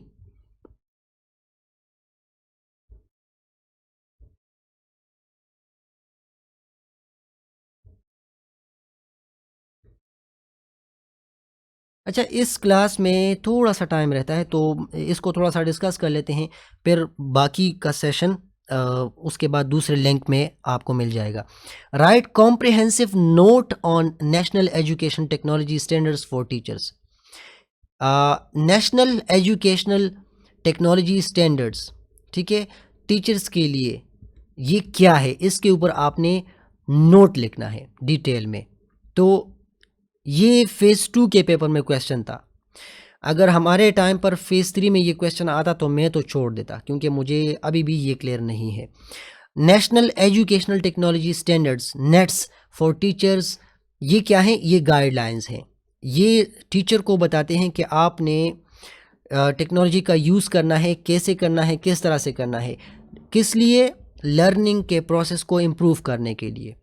ठीक है, इसको बोलते हैं नेशनल एजुकेशनल टेक्नोलॉजी स्टैंडर्ड्स। मतलब टेक्नोलॉजी का यूज़ करके एजुकेशन के लिए आपके सामने कुछ स्टैंडर्ड्स होंगे, आपने उनको फॉलो करना है। ठीक है, और फिर फॉलो करने के बाद आपने टेक्नोलॉजी का यूज़ करना है। They were develop by ISTE, international society for technology in education. Clear हो गया? थोड़ा सा मुश्किल है, इस तरह का क्वेश्चन अगर आ जाता है तो ऑप्शन में देख लें, अगर कोई दूसरा क्वेश्चन है तो वो आपने करना है, फिर ये नहीं करना। अच्छा, पहले इसमें कौन सा स्टैंडर्ड है? फैसिलिटेट एंड अच्छा, मेन पॉइंट्स इसके कौन कौन से हैं? इस टेक्नोलॉजी स्टैंडर्ड्स के मेन पॉइंट्स, पहला है facilitate and inspire learning. Teacher should use digital tools to inspire students and help them explore new ideas. हाँ, ये टूल्स इसीलिए तो आए हैं कि टीचर ने इनका यूज़ इस काम के लिए करना है कि उसके स्टूडेंट्स की ग्रोथ हो जाए। ठीक है, स्टूडेंट इंस्पायर हो जाए और वो न्यू आइडियाज़ को एक्सप्लोर कर सके। Design digital learning experiences, teacher should create lessons using technology to match students needs. Teacher ने क्या करना है? ऐसे लेसन्स क्रिएट करने हैं टेक्नोलॉजी के थ्रू, ताकि वो स्टूडेंट्स की जो ज़रूरियात हैं, स्टूडेंट्स के जो मसले हैं, उनको हल कर सके। टू मैच स्टूडेंट्स नीड्स, ये सेकंड हो गया। थर्ड कौन सा है? Model digital citizenship. Teachers should show students how to behave responsibly online. Teacher should show students how to behave responsibly online. Teacher ने स्टूडेंट्स को ये भी साथ में सिखाना है, ये भी साथ में बताना है कि उन्होंने ऑनलाइन एक रिस्पॉन्सिबल सिटीजन कैसे बनना है, बिहेव कैसे करना है, मॉडल डिजिटल सिटीजनशिप के हवाले से उनको गाइड करना है। फोर्थ नंबर है प्रोमोट कोलैबोरेशन। जाहिर सी बात है, मैंने स्टार्ट में कहा था कोलैबोरेशन का वर्ड ICT में बहुत बार आएगा। Teacher should encourage students to work together using online tools. Teacher को अपने स्टूडेंट्स को ये बताना चाहिए, उनको उनके जहन में ये बात बिठानी चाहिए कि बच्चे आप लोग मिलकर काम किया करें, डिजिटल टूल्स का यूज़ किया करें, तो इंगेजमेंट भी होगी, लर्निंग भी होगी और उनका टाइम भी सही जगह पे लगेगा। क्लियर हो गया? अच्छा, fifth number improve professional practice. ये भी है इस टेक्नोलॉजी के स्टैंडर्ड्स या मेन पॉइंट्स में। Improve professional practice, teachers should use technology to improve their own teaching through online training and communities. तो टीचर भी ऑनलाइन ट्रेनिंग लेते हैं, टेक्नोलॉजी का ही यूज़ करते हैं। ठीक है, जैसे आपके लिए टैबलेट्स थे और आपने टेक्नोलॉजी का यूज़ किया और आपने ट्रेनिंग ली। क्लियर हो गया? तो आपकी प्रोफेशनल ग्रूमिंग के लिए ये सब कुछ होता है। तो ये नेट्स के वो मेन पॉइंट्स थे, उसके स्टैंडर्ड्स थे। अच्छा, इसका फ़ायदा क्या है? Help teachers become confident, creative and responsible users of the technology. इसके ये मुख्तसर इसका ये फ़ायदा है कि टीचर को कॉन्फिडेंट बनाता है, क्रिएटिव बनाता है और टेक्नोलॉजी का एक रिस्पॉन्सिबल यूज़र बनाता है। क्लियर हो गया? अच्छा, ये कॉल अभी ख़त्म हो जाएगी, ठीक है? तो इसके बाद नेक्स्ट लिंक आपके साथ शेयर कर लूँगा और यहीं से स्टार्ट लेंगे। ठीक है, क्वेश्चन नंबर 11 से स्टार्ट लेंगे। क्वेश्चन नंबर 11 काफ़ी इंटरेस्टिंग, काफ़ी आसान और कल के लिए इम्पॉर्टेंट भी है। क्लियर हो गया? अच्छा, अभी अगर किसी का कोई क्वेश्चन है तो इस कम टाइम में मुझसे पूछ सकता है, बाकी के क्लास में उसको डिस्कस कर लेंगे।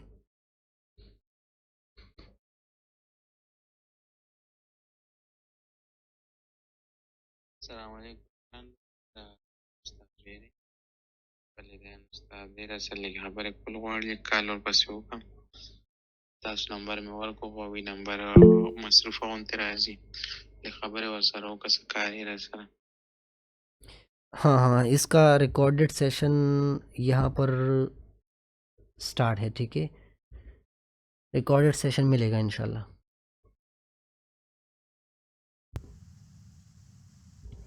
अच्छा, क्वेश्चन नंबर 11 में क्या है, ये हर एक पेपर में आता है, हर एक फेज़ में आता है, आप लोगों के पेपर में भी कल इसके ऊपर क्वेश्चन आएगा, या अल्लाह खैर। क्वेश्चन ये है कि right the functions of the following shortcut keys या शॉर्टकट कमांड्स या शॉर्ट कीज़, जो भी आप बोलें, इन के जो फंक्शंस हैं, ये जो काम करते हैं, वो आपने लिखना होता है, ठीक है। तो कंट्रोल प्लस एन, इसका मतलब ये है कि कोई नया डॉक्यूमेंट क्रिएट करना एमएस वर्ड के अंदर, ठीक है। कंट्रोल प्लस एम का मतलब ये है कि आप लेफ़्ट साइड से इंडेंटेशन का काम करते हैं ऑफ द पैराग्राफ, ठीक है, उसको इंक्रीज़ करते हैं, increase the left indent of the paragraph. बस जिसको नहीं पता ना, इसके ऊपर रट्टा लगा लो। कंट्रोल प्लस डी क्या काम करता है, ये फॉन्ट्स का जो डायलॉग बॉक्स है या सेटिंग्स जो हैं उसको ओपन करता है। कंट्रोल प्लस ओ किसी एग्जिस्टिंग डॉक्यूमेंट को ओपन करता है। कंट्रोल मतलब CTRL कंट्रोल प्लस W, ये किसी डॉक्यूमेंट को क्लोज करता है। कंट्रोल प्लस P प्रिंटिंग के लिए हम ये कमांड देते हैं। कोई MS वर्ड का डॉक्यूमेंट हमारे सामने ओपन है, ठीक है, हम कंट्रोल के साथ P प्रेस करते हैं, वो प्रिंट डायलॉग बॉक्स हमारे सामने आ जाता है। इसके ऊपर MCQs भी आएंगे, ठीक है। कंट्रोल प्लस S सेव के लिए, ठीक है, जब हम कोई डॉक्यूमेंट क्रिएट करते हैं, लिखते हैं उसके अंदर और सेव करते हैं, तो कंट्रोल प्लस S प्रेस करते हैं। कंट्रोल प्लस K किसी टेक्स्ट को हाइपर लिंक करने के लिए, मतलब जब आप उस टेक्स्ट के ऊपर इस तरह माउस रखेंगे तो हाथ बन जाएगा, लिंक बनेगा, वो जब आप उसको क्लिक करेंगे क्लिकेबल लिंक बनेगा, तो वो यहाँ पर वेबसाइट के ऊपर आपको लेकर आएगा, ठीक है। हाइपर लिंक इंसर्ट करने के लिए कंट्रोल प्लस K का यूज़ करते हैं। F12 बार बार ये आता है कि ये जो फंक्शन की है इसका क्या काम है, तो ये सेव एज डायलॉग बॉक्स को ओपन करता है। मतलब कोई डॉक्यूमेंट है, उसका नाम है इमरान, ठीक है, और आप उसके अंदर कोई नया काम करते हैं, फिर आप उसको सेव एज दूसरे नाम के साथ सेव करते हैं, तो F12 का की आप प्रेस करेंगे। F12 की प्रेस करने के बाद ये सेव एज डायलॉग बॉक्स आएगा, तो वहाँ पर आपको कहेंगे कि पहले इसका नाम इमरान था, अब इमरान 2 या इमरान फाइनल, इमरान 3, इस तरह कोई नाम दे दें, ठीक है। रीनेम के लिए सेव एज दूसरे नाम के साथ हम उसको सेव रखते हैं, ठीक है। F5 फंक्शन की क्या काम करता है, ये फाइंड एंड रिप्लेस बॉक्स हमारे सामने ओपन करता है MS वर्ड के अंदर। अभी टाइम कम है, वरना मैं ये सारे कमांड जो हैं ये MS वर्ड के अंदर आपके सामने कर देता, ठीक है। अच्छा, कंट्रोल प्लस F ये क्या काम करता है, कोई डॉक्यूमेंट है उसके अंदर आप अपना नाम सर्च करते हैं, तो कंट्रोल F आपने प्रेस करना है, तो आपके साइड बार में, ठीक है, ये कौन सा साइड है, लेफ़्ट साइड पर एक एरिया ओपन हो जाएगा और फाइंड बॉक्स आपके सामने आएगा।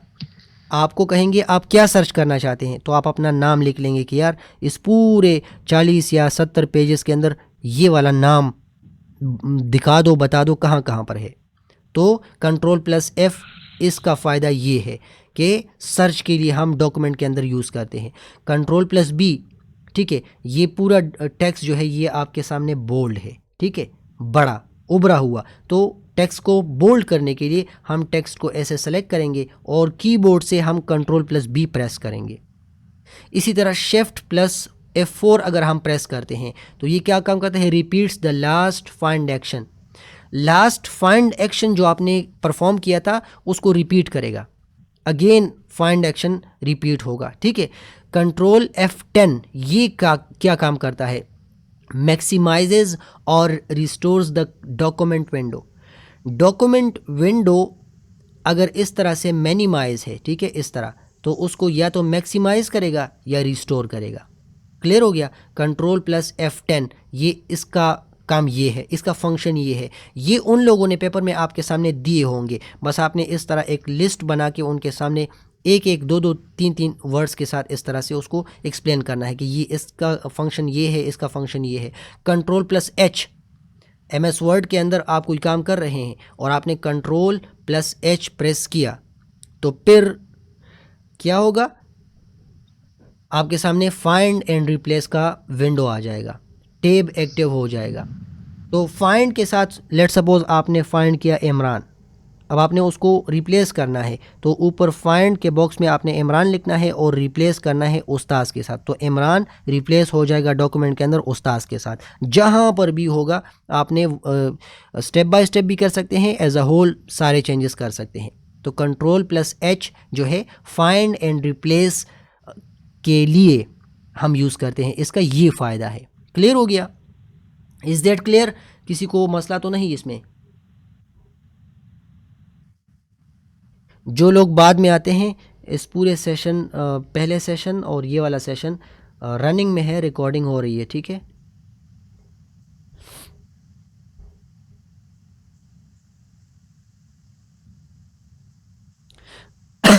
अच्छा, आपके पेपर में कल ये क्वेश्चन आ सकता है कि डिफाइन माइक्रोसॉफ्ट वर्ड या माइक्रोसॉफ्ट पावर पॉइंट या माइक्रोसॉफ्ट एक्सेल। तो तीनों को आपने आज देखना है थोड़ा सा। ये फेज़ 2 में क्वेश्चन आया था कि पावर पॉइंट को थोड़ा सा डिफाइन कर दे, ये क्या भला है, क्या चीज़ है। और इसके लिए आपने ये भी एक्सप्लेनेशन देनी थी कि टीचर इस पावर पॉइंट का यूज़ करके कैसे लर्निंग के प्रोसेस को, टीचिंग लर्निंग के प्रोसेस को इफ़ेक्टिव बना सकता है या कैसे वो यूज़ करता है इसका। तो पावर पॉइंट को थोड़ा सा सीख ले, नोट कर ले। देखिए, MS पावर पॉइंट या माइक्रोसॉफ्ट पावर पॉइंट एक प्रेजेंटेशन का टूल है, ठीक है? इसके अंदर हम प्रेजेंटेशन का काम करते हैं। Is a software use to create presentations या स्लाइड्स हम इसके अंदर क्रिएट करते हैं। और इन स्लाइड्स के अंदर हम कौन सा डेटा पुट करते हैं? इसके अंदर textual data, images, audios, videos, ये चार्ट्स, ग्राफ्स, हर एक चीज़ इसके अंदर हम डाल सकते हैं। It is a part of the Microsoft office package, ठीक है? माइक्रोसॉफ्ट ऑफिस पैकेज के अंदर ये अलग से एक यूटिलिटी है, आप कंसिडर कर लो। माइक्रोसॉफ्ट ऑफिस पूरा है, उसके अंदर वर्ड अलग है और पावर पॉइंट अलग है, एक्सेल अलग है, एक्सेस अलग है, ठीक है? तो ये पावर पॉइंट की डेफिनेशन हो गई। अच्छा, ये टीचर इसका यूज़ कैसे करते हैं टीचिंग के अंदर? पहली बात, हम अपने लेसन्स को विजुअली प्रेजेंट करते हैं अपने बच्चों के सामने, स्टूडेंट्स के सामने। Teachers can make colourful and organised slides to explain lessons step by step. Interactive बन जाता है क्लासरूम, ठीक है? बहुत अच्छी तरह से स्टूडेंट्स लर्न कर जाते हैं स्लाइड्स के ज़रिए से। आपने यूनिवर्सिटी के अंदर पावर पॉइंट देखा होगा, प्रोफेसर्स जो होते हैं वो पावर पॉइंट स्लाइड्स ही आपके सामने रखते हैं। 8 पिक्चर्स एंड वीडियोस, इसके अंदर हम ये टेक्नोलॉजी है ना, टीचिंग के लिए हम यूज़ कर रहे हैं, तो हम इस टेक्नोलॉजी के through pictures and videos, visuals उनके सामने दिखा सकते हैं। Multimedia makes learning more fun, बहुत ज़्यादा उसको इंटरेस्टिंग बनाता है। And helps students understand better, बच्चे अच्छी तरह से सीख जाते हैं।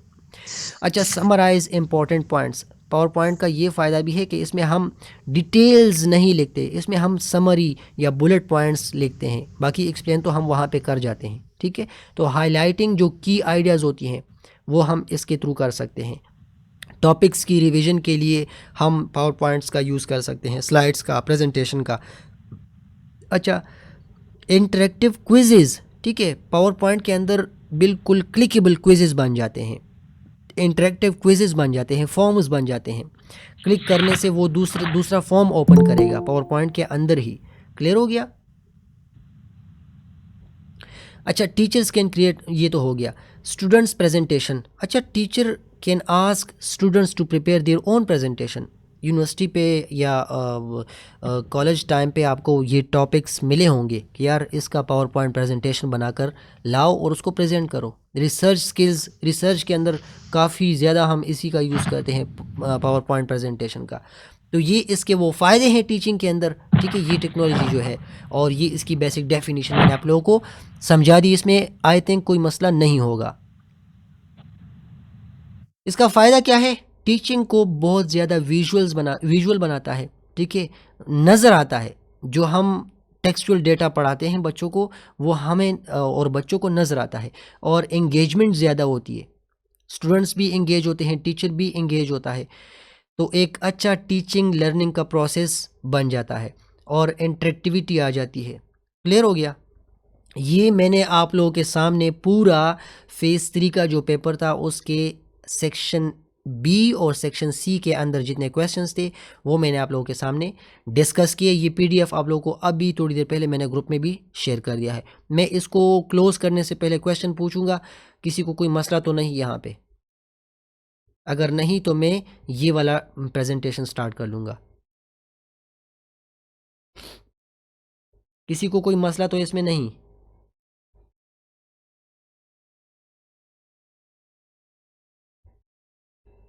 What is the difference between function and formula in Excel? अच्छा, मैंने आपको थोड़ी देर पहले टेक्नोलॉजी का यूज़, ठीक है, टेक्नोलॉजी का यूज़ करके मतलब एजुकेशन लर्निंग या टीचिंग लर्निंग के प्रोसेस को समझाते वक्त मैंने आपको कहा कि हमने सर्च इंजन्स का यूज़ करना है। आप जाओ और यही क्वेश्चन चैट जीपीटी से पूछ लो, क्योंकि अच्छा खासा फेज़ 3 का पेपर भी रहता है। बाकी मैं ग्रुप में इसका आंसर दे दूंगा, वॉइस में दे दूंगा, ठीक है। राश खान आपको कह रहा हूँ, ठीक है, फार्मूला और फंक्शन के बीच में जो डिफरेंस है थोड़ा सा, खैर है आप खुद से रिसर्च कर ले, अगर फिर भी आपको ना समझ आए मैं आपको गाइड कर दूंगा।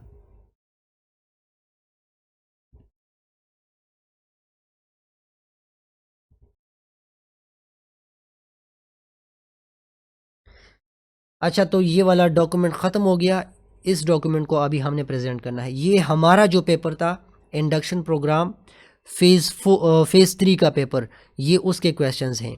पहला क्वेश्चन ये था कि आईसीटी जो है, ठीक है, ये जो टेक्नोलॉजी है ये टीचिंग को और लर्निंग के प्रोसेस को एनहेंस करता है। इस स्टेटमेंट के ऊपर आप रोशनी डालें, ठीक है, इलाबरेट द स्टेटमेंट। तो अब ये शॉर्ट क्वेश्चन था, इसका आंसर तो यहाँ काफ़ी लेंथी लिखा है आप लोगों को समझाने की खातिर, लेकिन आपने इसको शॉर्ट रखना है, ठीक है, जितना हो सके आपने इसको शॉर्ट रखना है। मैं आप लोगों को यहाँ पर समझाता हूँ। Information and Communication Technology (ICT) has significantly transformed the landscape of education. Previous paper में हमने बात की कि इसने बहुत ज़्यादा काम आसान कर दिया है, बिल्कुल चेंज कर दिया है प्रोसेस को, making the teaching and learning process more dynamic, interactive and accessible. ये बात हमने डिस्कस की।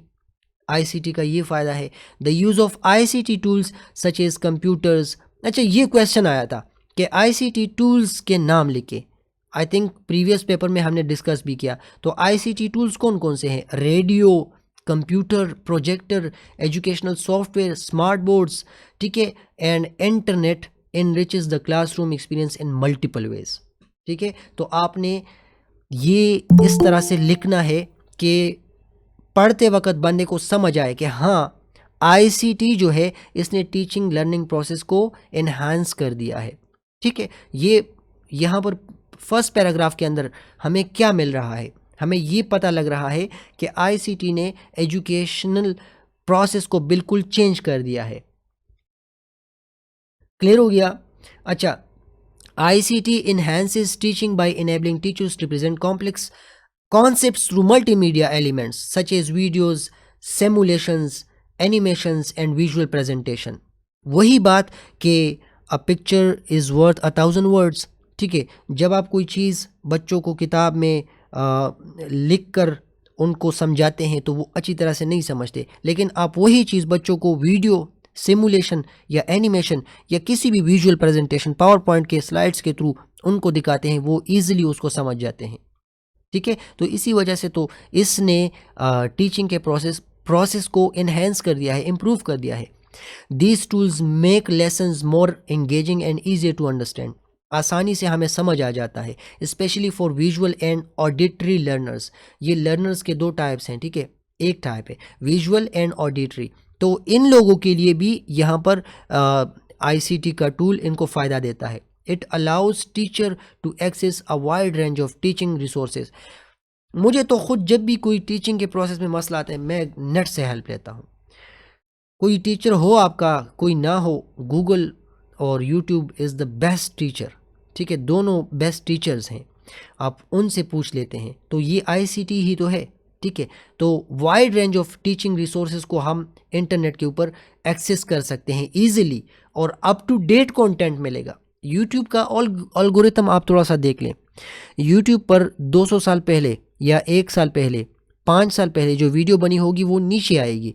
जो नया कंटेंट, अच्छा कंटेंट जो लोगों को पसंद आया होगा, वो आपको बिल्कुल टॉप पर नज़र आएगा, ठीक है। तो up to date information, up to date content आपको इंटरनेट के ऊपर मिलता है।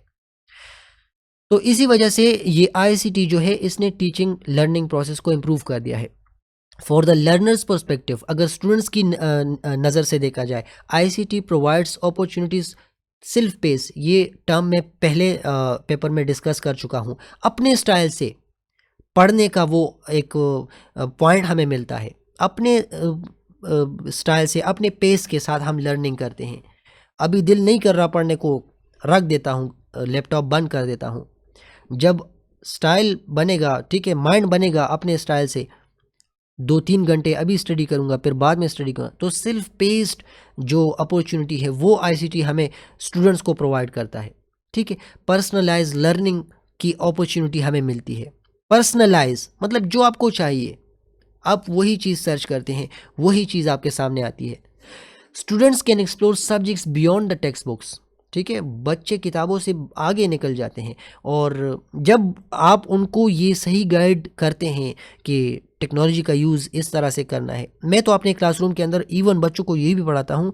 मैं उनको क्लास 5, क्लास 4 के अंदर पूछता हूँ बच्चों से कि टिकटॉक कौन यूज़ करता है। जब बच्चे हाथ उठाते हैं, मैं उनको कहता हूँ कि टिकटॉक के अंदर आखिरी एक ऑप्शन है स्टेम ओपन किया करें, ताकि आपके सामने नंगी दड़ंगी और डांस वाली वीडियो ना आए। आप लोगों के सामने एजुकेशनल कंटेंट आए, नासा की वीडियोस आपके सामने आए, उर्दू में, इंग्लिश में, मैथमेटिक्स की वीडियोस आपके सामने आए। तो ये गाइड करना होता है बच्चों को, फिर वो अच्छी तरह से उस चीज़ का यूज़ कर लेंगे, ठीक है।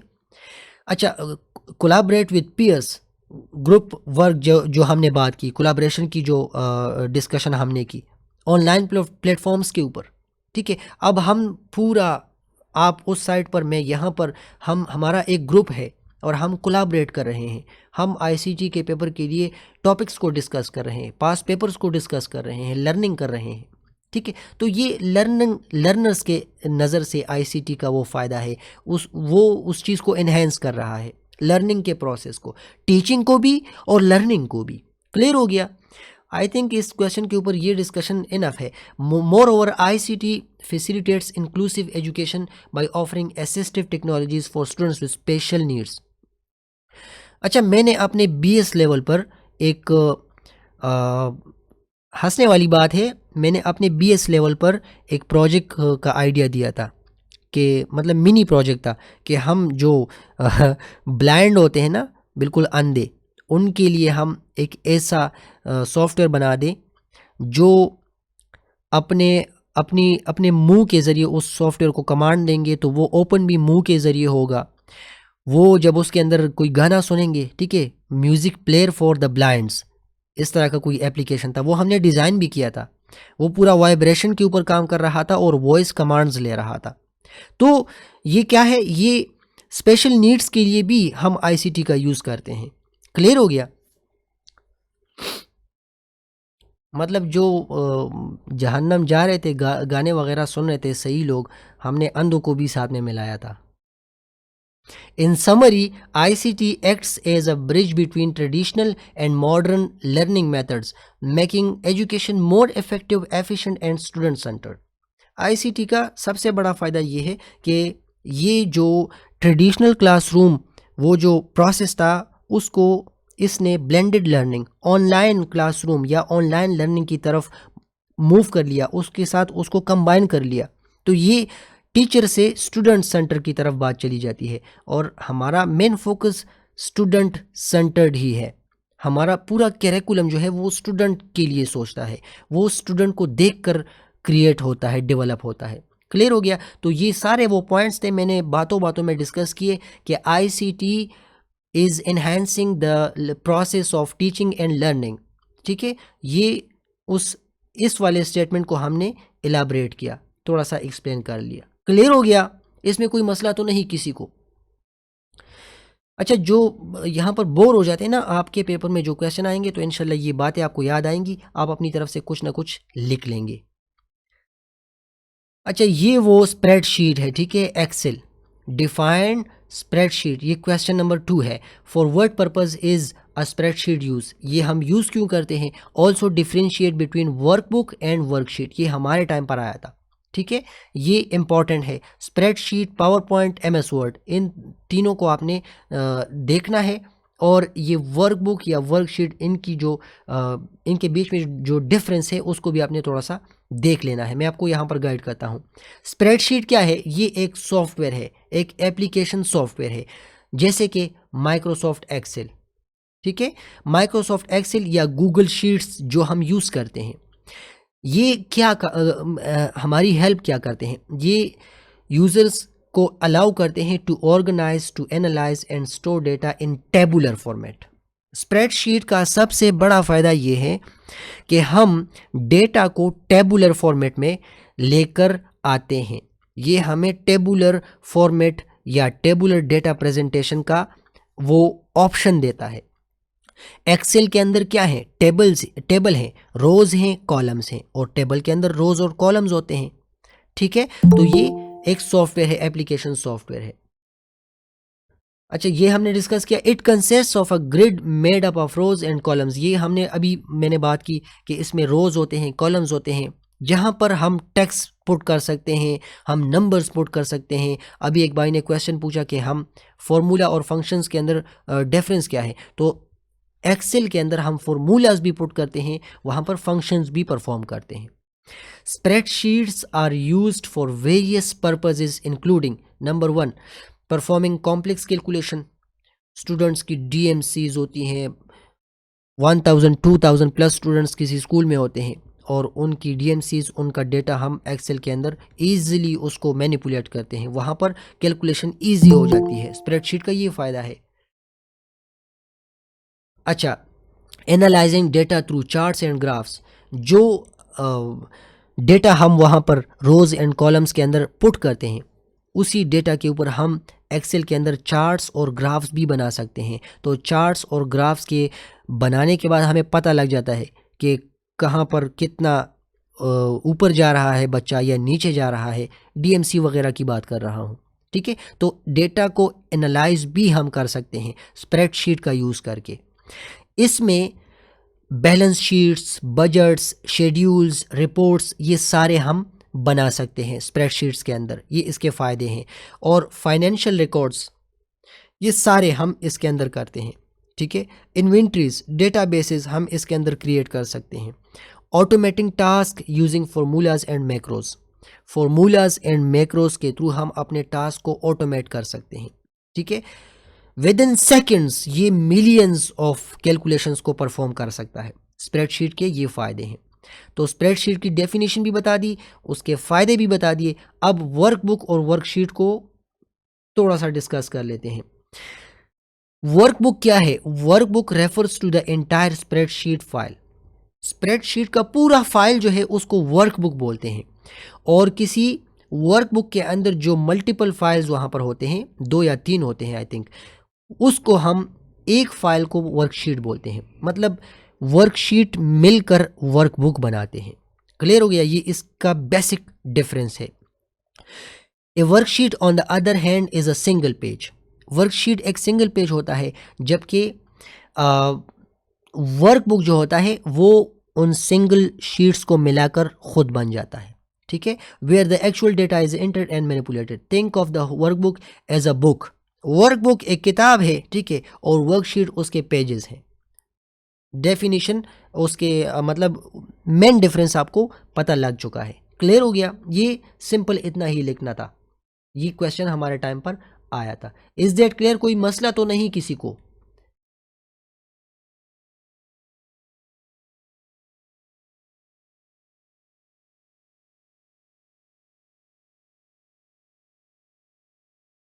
किसी को कोई मसला हो तो बता सकता है। अच्छा, जल्दी से बाकी क्वेश्चंस को डिस्कस कर लेते हैं।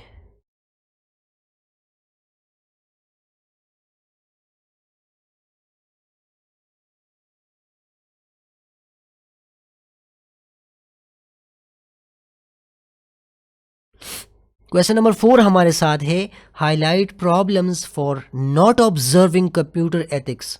देखिए, मैंने कहा था फेज 2 में क्वेश्चन आया था कि कंप्यूटर एथिक्स कौन कौन से हैं, कोई 5 कंप्यूटर एथिक्स के ऊपर लिखना था। यहाँ पर क्वेश्चन है कि आप वो प्रॉब्लम्स डिस्कस कर लो, मतलब वो नुकसानात डिस्कस कर लो जो हमें मिल सकते हैं, हमें पहुँच सकते हैं कंप्यूटर एथिक्स को फॉलो ना करते हुए। How to improve computer ethics among computer users, और फिर इन एथिक्स को यूज़र्स मतलब कंप्यूटर का यूज़ करने वाले जो लोग हैं, कैसे हम उनके अंदर ला सकते हैं, इम्प्रूवमेंट कैसे ला सकते हैं। तो अच्छा, when computer ethics are not observed, तो बेशुमार मसले आते हैं, ठीक है। इनमें सबसे पहला cyber bullying and harassment, misuse of digital platforms to threaten और बुली अदर्स, ठीक है। ये इसका सबसे बड़ा नुकसान है, किसी को मतलब डिजिटल टूल्स का इस तरह से यूज़ करना कि किसी को धमकी दी जाए, उसको हैरस किया जाए, ठीक है, और उसको बिल्कुल ब्लैकमेल किया जाए। क्लियर हो गया, ये पहला इसका सबसे बड़ा नुकसान है दूसरे बंदों के लिए, जब हम इसको ऑब्ज़र्व नहीं करते। तो अगर हम इसको ऑब्ज़र्व करेंगे, हम साइबर बुलिंग और हैरेसमेंट से बचेंगे। हम ये काम नहीं करेंगे तो दूसरे लोग हमसे महफूज रहेंगे, ठीक है, या हम दूसरे लोगों से महफूज रहेंगे। अच्छा, प्लेजरिज्म एंड इंटेलेक्चुअल थेफ्ट, दूसरा सबसे बड़ा मसला, ये पिछले स्लाइड में हमने डिस्कस की, ये मसले थे, ठीक है। तो अगर हम इसको ऑब्ज़र्व नहीं करेंगे तो ये मसले आएंगे। कॉपिंग someone else digital content without permission और प्रॉपर क्रेडिट, किसी की इजाज़त के बगैर डेटा उनका कॉपी करना या उसको अपना नाम देना या क्रेडिट उसको ना देना, ठीक है, तो ये प्लेजरिज्म के अंदर आता है, इंटेलेक्चुअल थेफ्ट हो जाता है।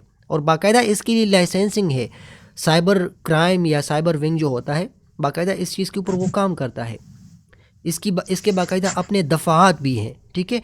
अच्छा, हैकिंग एंड सिक्योरिटी ब्रीचेस, जब हम कंप्यूटर एथिक्स को फॉलो ना करें, ऑब्जर्व ना करें, तो हैकिंग और सिक्योरिटी ब्रीचेस का मसला आता है।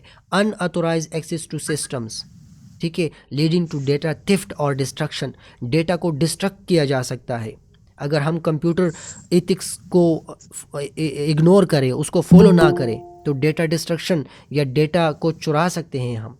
क्लियर हो गया, ये मसले हैं, ठीक है, ऑब्ज़र्व ना करने की वजह से हमें भी पेश आ सकते हैं, दूसरों को भी पेश आ सकते हैं।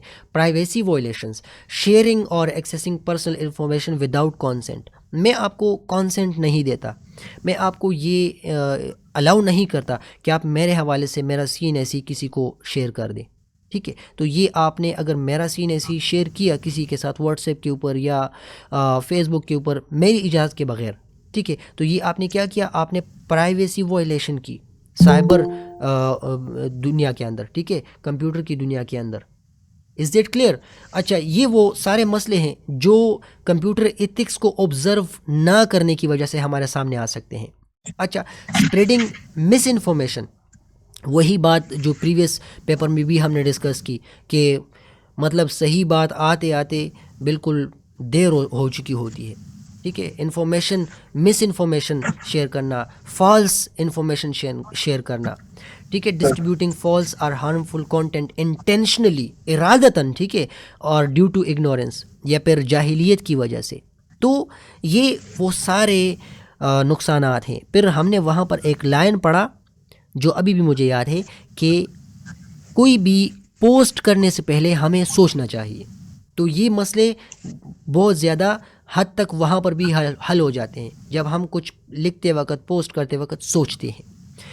अच्छा, टू इम्प्रूव कंप्यूटर एथिक्स, अब क्वेश्चन का दूसरा पार्ट है, कंप्यूटर एथिक्स को इम्प्रूव करने के लिए हमें क्या क्या करना चाहिए, कौन से मेजर्स लेने चाहिए। सबसे पहला है डिजिटल लिटरेसी एजुकेशन। ये डिजिटल लिटरेसी एजुकेशन, हम अपने एजुकेशन या करिकुलम के अंदर डिजिटल लिटरेसी के ऊपर अगर जोर दें, अगर इसको इंक्लूड कर दें, schools and institutions should educate, हम अगर अपने बच्चों को अपने स्कूल्स में, अपने इंस्टीट्यूशंस के अंदर या फिर जो ऑर्गेनाइजेशंस होते हैं, अपने एम्प्लॉयज़ को डिजिटली उनको ये एजुकेट कर दें, ठीक है, कि डिजिटल टूल्स का आपने यूज़ सही करना है, तो कंप्यूटर एथिक्स जो है वो डेफिनेटली इम्प्रूव हो जाएंगे। क्लियर हो गया? अच्छा, सेकंड, इस्टेब्लिशिंग क्लियर पॉलिसीज़। अच्छा, पॉलिसीज़ क्लियर होंगी, ठीक है, इस्टेब्लिशिंग क्लियर पॉलिसीज़ जब क्लियरली इस्टेब्लिश होंगी तो भी हमारे साथ कंप्यूटर एथिक्स जो है वो अच्छी तरह से ऑब्ज़र्व होने के चांसेस ज़्यादा होंगे। Organisations should have well defined rules for acceptable computer use. मैं आपको अपना लैपटॉप यूज़ करने को देता हूँ, लेकिन आपने इसके ऊपर सिर्फ ये काम करना है, लेट्स सपोज फॉर एग्जांपल, ठीक है। तो ये मैंने एक पॉलिसी बिल्कुल आपके सामने इस्टेब्लिश कर दी, क्लियर हो गया। अच्छा, leading by example, teachers, parents and administrators should model ethical behaviour. मैं अगर आपको बताता हूँ कि कंप्यूटर का सही यूज़ करो, तो पहले तो मैं ख़ुद भी करूँगा ना ये काम, तब आपको ये जो है बात आपके ऊपर असर करेगी। अगर आप मुझे बताएंगे कि यार मोबाइल के ऊपर, कंप्यूटर के ऊपर किसी का डेटा ना छुड़ाओ, पहले आप ये काम ख़ुद करेंगे कि हाँ मैं इस चीज़ से ख़ुद को बचाऊँगा, फिर मैं आपकी बात मानूँगा। सो लीडिंग बाय एग्जाम्पल, क्लियर हो गया। ये थर्ड पॉइंट इसके अंदर है। प्रोमोटिंग साइबर लॉज अवेयरनेस, हमें लोगों को बताना चाहिए, इसकी बहुत ज़्यादा कमी है। हमें लोगों को बताना चाहिए कि अगर हमने फेसबुक के ऊपर, व्हाट्सएप के ऊपर, मैसेंजर के ऊपर, टेलीग्राम के ऊपर या किसी भी डिजिटल टूल के ऊपर, ठीक है, ये वाला काम किया तो हमारे ऊपर ये वाला साइबर लॉ एप्लीकेबल होगा, हमें इसका ये सज़ा, इसकी ये सज़ा मिलेगी। उसके हवाले से हमें लोगों को अवेयरनेस देनी चाहिए। हमने अपने स्टूडेंट्स को बताना है कि बच्चे कंप्यूटर का गलत इस्तेमाल करोगे तो पुलिस पकड़ेगी, उनके लिए ये भी काफ़ी है, क्लियर हो गया। अच्छा, इनकरेजिंग रेस्पेक्ट एंड रिस्पॉन्सिबिलिटी, हमने बच्चों को ये बताना है कि सिर्फ फिज़िकल रेस्पेक्ट और रिस्पॉन्सिबिलिटी नहीं है। देखें, पूरी दुनिया जो है वो कंप्यूटर की तरफ जा चुकी है, लोग डिजिटली एक दूसरे के साथ कनेक्टेड हैं। 2-3 दोस्त बैठे होंगे साथ में, लेकिन वो बात नहीं कर रहे होंगे, मोबाइल के अंदर लगे होंगे, बिल्कुल एक साथ बैठे होंगे लेकिन स्नैपचैट एक दूसरे के साथ यूज़ करेंगे। तो यहाँ पर हमने उनको ये बताना है कि यार फिज़िकल रिस्पेक्ट एंड रिस्पॉन्सिबिलिटी के साथ साथ हमने डिजिटली इस चीज़ को प्रमोट करना है, उनको ये गाइड करना है, ठीक है। User should understand that the digital world is a shared space where respectful behaviour is essential. हमने ये ख़ुद भी सीखना है, दूसरों को भी सिखाना है कि यहाँ पर, ठीक है, जब इंटरनेट और कंप्यूटर की बात आती है, हमने बिल्कुल रिस्पेक्टफुल बिहेवियर को अपने जहन के अंदर रखना है कि यार काम अच्छा करेंगे। क्लियर हो गया, ये वो सारे पॉइंट्स थे। अच्छा, क्वेश्चन नंबर 5 है, internet made the world a global village discuss. ज़बरदस्त क्वेश्चन है, ये कल आपके पेपर में आने के चांसेस हैं। इंटरनेट ने इस पूरी दुनिया को, ठीक है, पूरे ग्लोब को जो है वो ग्लोबल विलेज, एक गांव बना दिया है। इसके ऊपर थोड़ी सी बात कर लें तो आपने ये लिखना है, ये जो फ्रेज़ है, ठीक है, the internet made the world a global village reflects the profound impact of the internet. Internet की वजह से या इंटरनेट की वजह से इस पूरी दुनिया के ऊपर, या जो लोग एक दूसरे के साथ ग्लोबली कनेक्टेड हैं, इसके ये पूरा फ्रेज़ इसके अहमियत को या इसके जो असरात हैं उसकी अहमियत को रिफ्लेक्ट करता है, ठीक है। इंटरनेट ने पूरी दुनिया को एक गांव बना दिया है। इसका मतलब ये है कि इंटरनेट के बेशुमार असरात हैं, ठीक है, of the internet on global connectivity just like a village. जैसे किसी गांव के अंदर लोग एक दूसरे के साथ करीब करीब रहते हैं, एक दूसरे के साथ गमी खुशी वो प्रोसेस करते हैं, ठीक है, एंड इंटरेक्ट फ्रीक्वेंटली, मस्जिद में मिलते हैं, हुजरे में मिलते हैं। इसी तरह से इंटरनेट का भी काम है, इंटरनेट का भी यही सीन है। The internet has enabled people from different parts, पूरी दुनिया के लोग एक दूसरे के साथ कनेक्टेड हैं, to connect, to communicate, to share information instantly. तो इसका मतलब ये हो गया, इस पूरे फ्रेज़ का मतलब सादा अल्फाज में ये है कि इसने लोगों को बिल्कुल एक गांव के लोगों की तरह आपस में मिला दिया है, जो कि एक दूसरे के साथ कनेक्टेड हैं, एक दूसरे के साथ कम्युनिकेट करते हैं, आइडियाज़ शेयर करते हैं, बात करते हैं, इन्फॉर्मेशन शेयर करते हैं, और with in seconds, nano seconds, ठीक है। अच्छा, with internet people can communicate, मतलब ये ग्लोबल विलेज की बात जो हमने की कि इंटरनेट ने पूरी दुनिया को ग्लोबल विलेज बना दिया है। कैसे? पहला point, people can communicate across continents. बरआज़म एशिया के लोग बरआज़म अफ्रीका के लोगों के साथ कनेक्टेड हैं थ्रू ईमेल्स के थ्रू, वीडियो कॉल्स के थ्रू, सोशल मीडियाज़ के थ्रू, ठीक है, सोशल मीडिया प्लेटफॉर्म्स के थ्रू। पहला पॉइंट। सेकंड पॉइंट है businesses can operate globally offering services and products to international customers. Sindh में बंदा बैठा होगा, दराज के ऊपर जराबें या बनियान या फिर कोई लैपटॉप या माइक्रोफोन या मोबाइल सेल करेगा, मैं KPK से ऑर्डर दूंगा, वो सिंध से होकर KPK तक आएगा, ठीक है। पूरी दुनिया को इसने इस तरह से मिला दिया है। Access to knowledge and education has become more democratic and wide spread.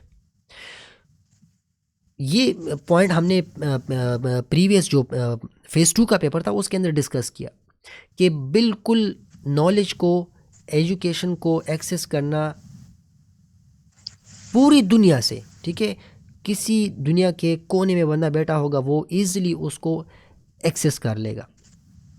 किस वजह से? इंटरनेट की वजह से। आप अगर मुझे व्हाट्सएप के ऊपर मैसेज करेंगे, या मेरा इंटरनेट ख़राब हो या आपका ख़राब हो, आपकी तरफ से मैसेज नहीं आएगा जब आपका नेट ख़राब होगा। अच्छा, आपका इंटरनेट काम कर रहा है, मेरा नहीं काम कर रहा, तो मुझे आपका मैसेज नहीं आएगा। क्लियर हो गया?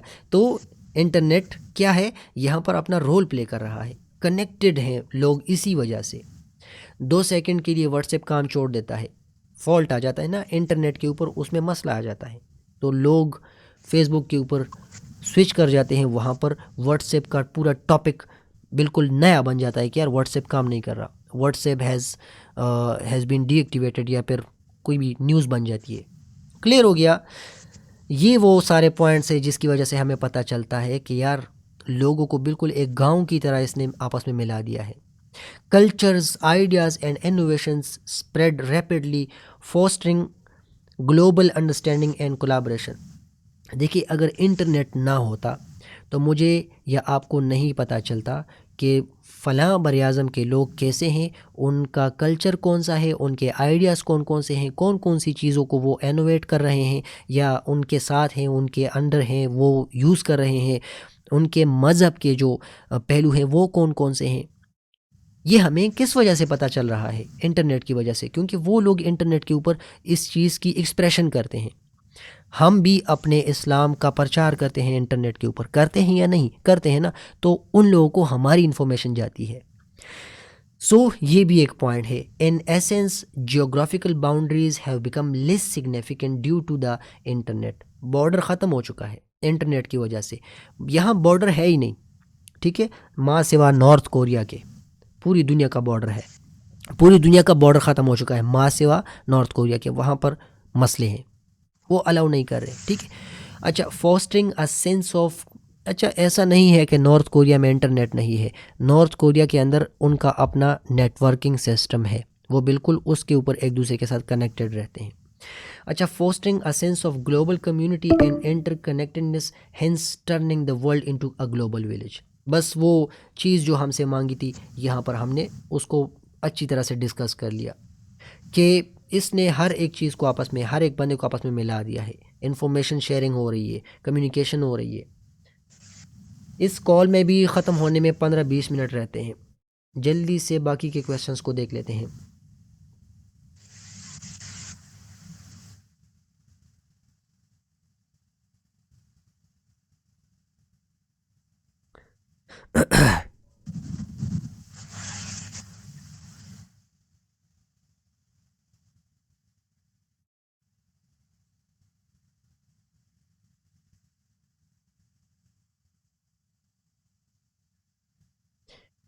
लाइव सेशन में कितने लोग हैं?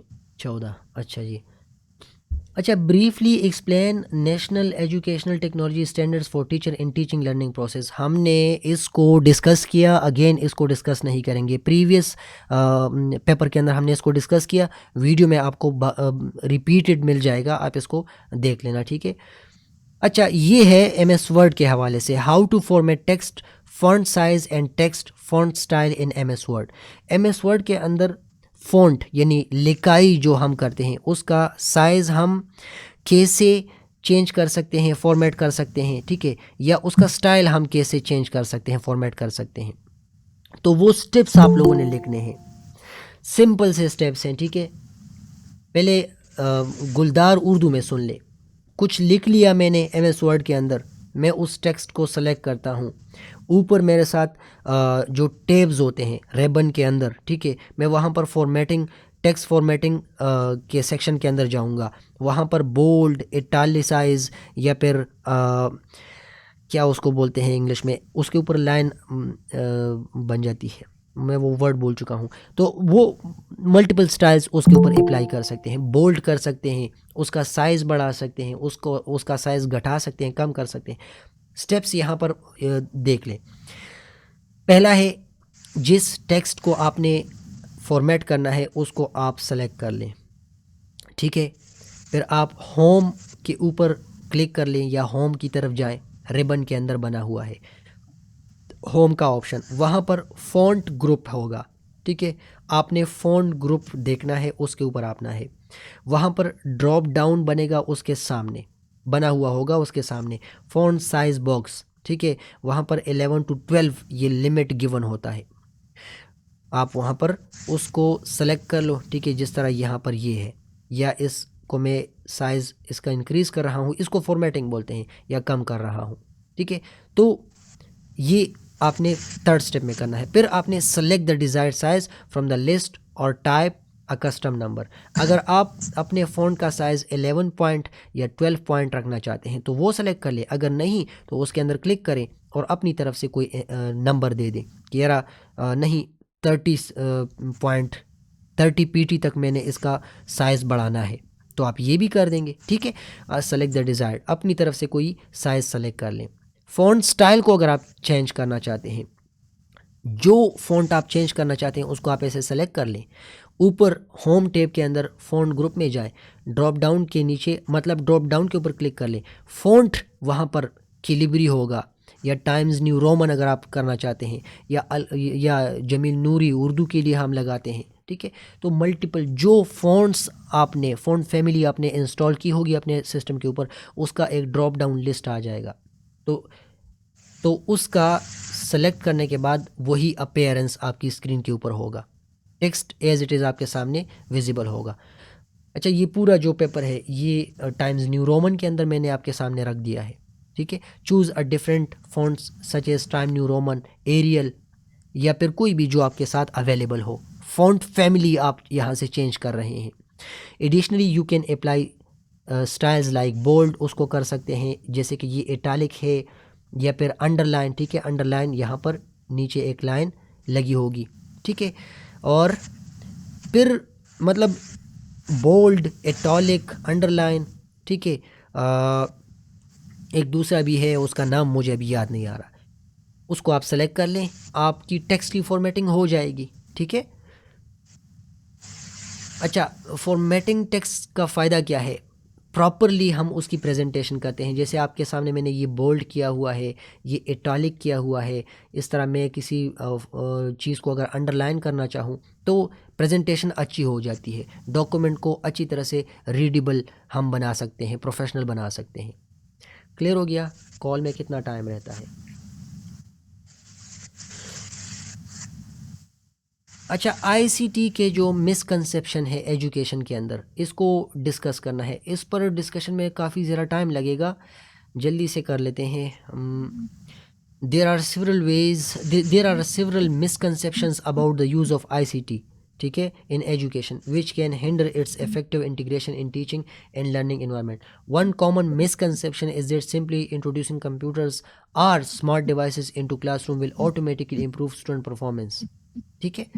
ये क्या है, क्वेश्चन कौन सा है? डिटेल और ऑन द मिस, अच्छा, in reality technology is a tool not a solution in itself. अच्छा, ये मिसकंसेप्शन यहाँ पर ये है कि हम ये समझते हैं कि क्लासरूम के अंदर कंप्यूटर रख दो टेबल के ऊपर, या मोबाइल बच्चों को अलाउ कर दो, तो ये कोई इन्हेंसमेंट नहीं हुई। इसका ये एक टूल है, इसका यूज़ हमने करना है, ठीक है। मिसकंसेप्शन ये है, लोग ये समझते हैं कि मोबाइल किसी अच्छे कंप्यूटर्स होंगे फ़लाँ यूनिवर्सिटी के अंदर तो अच्छा फ़ायदा होगा। नहीं, कंप्यूटर टीचर अगर नहीं है फिर फ़ायदा ही क्या, ठीक है। तो ये एक मिसकंसेप्शन है। सेकंड, अच्छा, ये एक मिसकंसेप्शन था कि आईसीटी जो है ये टीचर्स को रिप्लेस कर देगा। This is not true. ICT खुद एक सब्जेक्ट है, ठीक है, आप ऐसे कंसिडर कर लो, इसके लिए भी टीचर की ज़रूरत होती है, तो टीचर को रिप्लेस नहीं कर सकते, ये मिसकंसेप्शन है।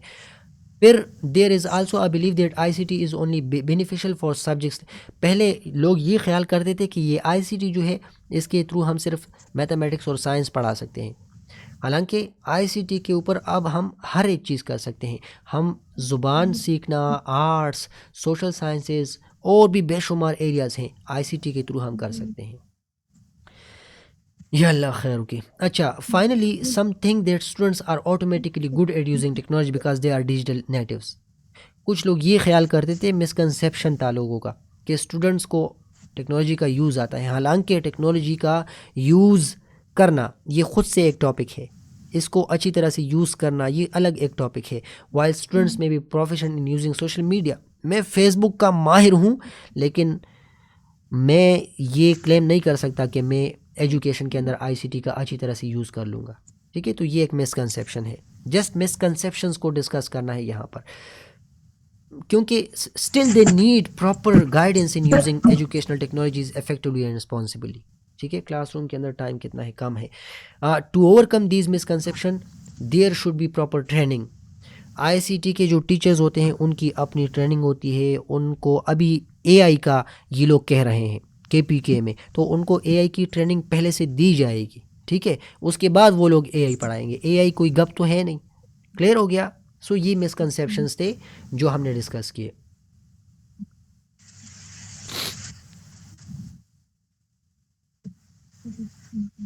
अच्छा, ऐसा है question 9, how do today students compete in environment while using 21st century skills.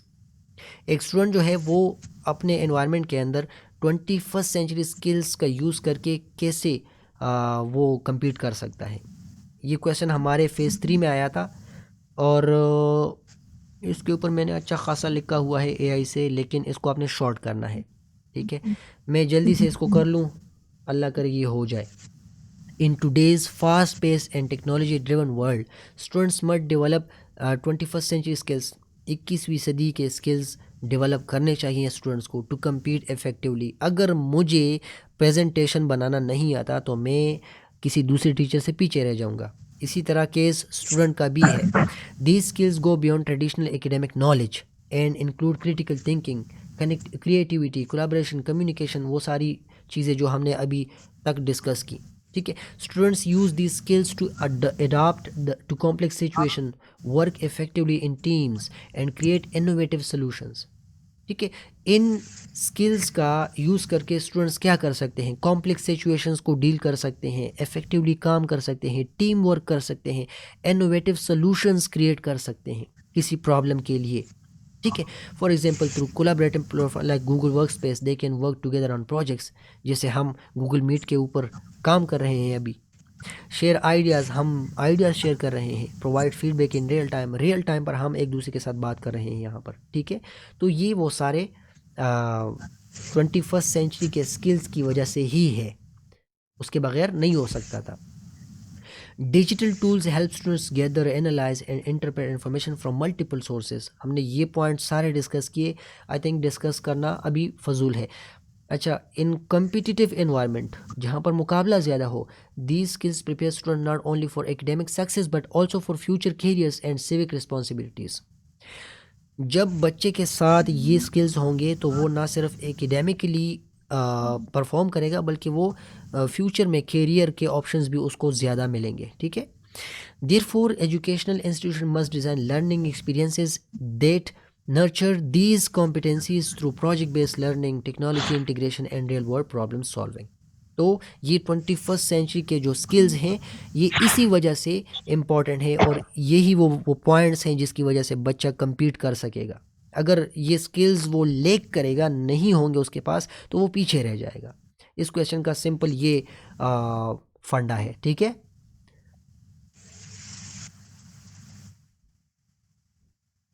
अच्छा, ऐसा है क्लासरूम के अंदर टाइम बहुत कम रह गया है। बाकी ये क्वेश्चन नंबर 10 और 11, अच्छा 11 वही control new, control M, control W, control F, F5 command key, control plus H, control plus K, control plus S, control plus Z, control plus Y, ये सारे वही चीज़ें हैं जो हमने प्रीवियसली डिस्कस की। वो शॉर्टकट कीज़ हैं, इसका एक लिस्ट मैं आपके साथ शेयर कर दूंगा, उसके ऊपर सुबह थोड़ा सा रट्टा लगा लें, याद हो जाएगा। जो नॉन टेक्निकल लोग हैं, ठीक है, उनको ईजिली याद हो जाएगा। अच्छा, ये वही ब्लॉग वाला क्वेश्चन हमारे टाइम पर भी था, फेज़ 3 में, फेज़ 2 में भी था। ब्लॉग कैसे क्रिएट करते हैं, ब्लॉग क्या चीज़ है, वेब ब्लॉग क्या चीज़ है, तो ये वही क्वेश्चन है। अच्छा, ट्रेडिशनल और ब्लेंडेड लर्निंग, यार ये भी ऑटोमेटिकली हमने फेज़ 2 में डिस्कस किया, ठीक है। ये वही चीज़ है, ट्रेडिशनल लर्निंग क्या चीज़ है, ब्लेंडेड लर्निंग क्या चीज़ है, इसके ऊपर अच्छी खासी डिस्कशन हमने कर ली है। और ये हमारा फेज़ 3 का पेपर यहाँ पर वाइंड अप हो जाता है। क्लियर हो गया? मैंने कोशिश की ज़्यादा कर सकूं, लेकिन बस इतना ही हुआ। रिकॉर्डिंग में इसका ऑफ कर रहा हूँ।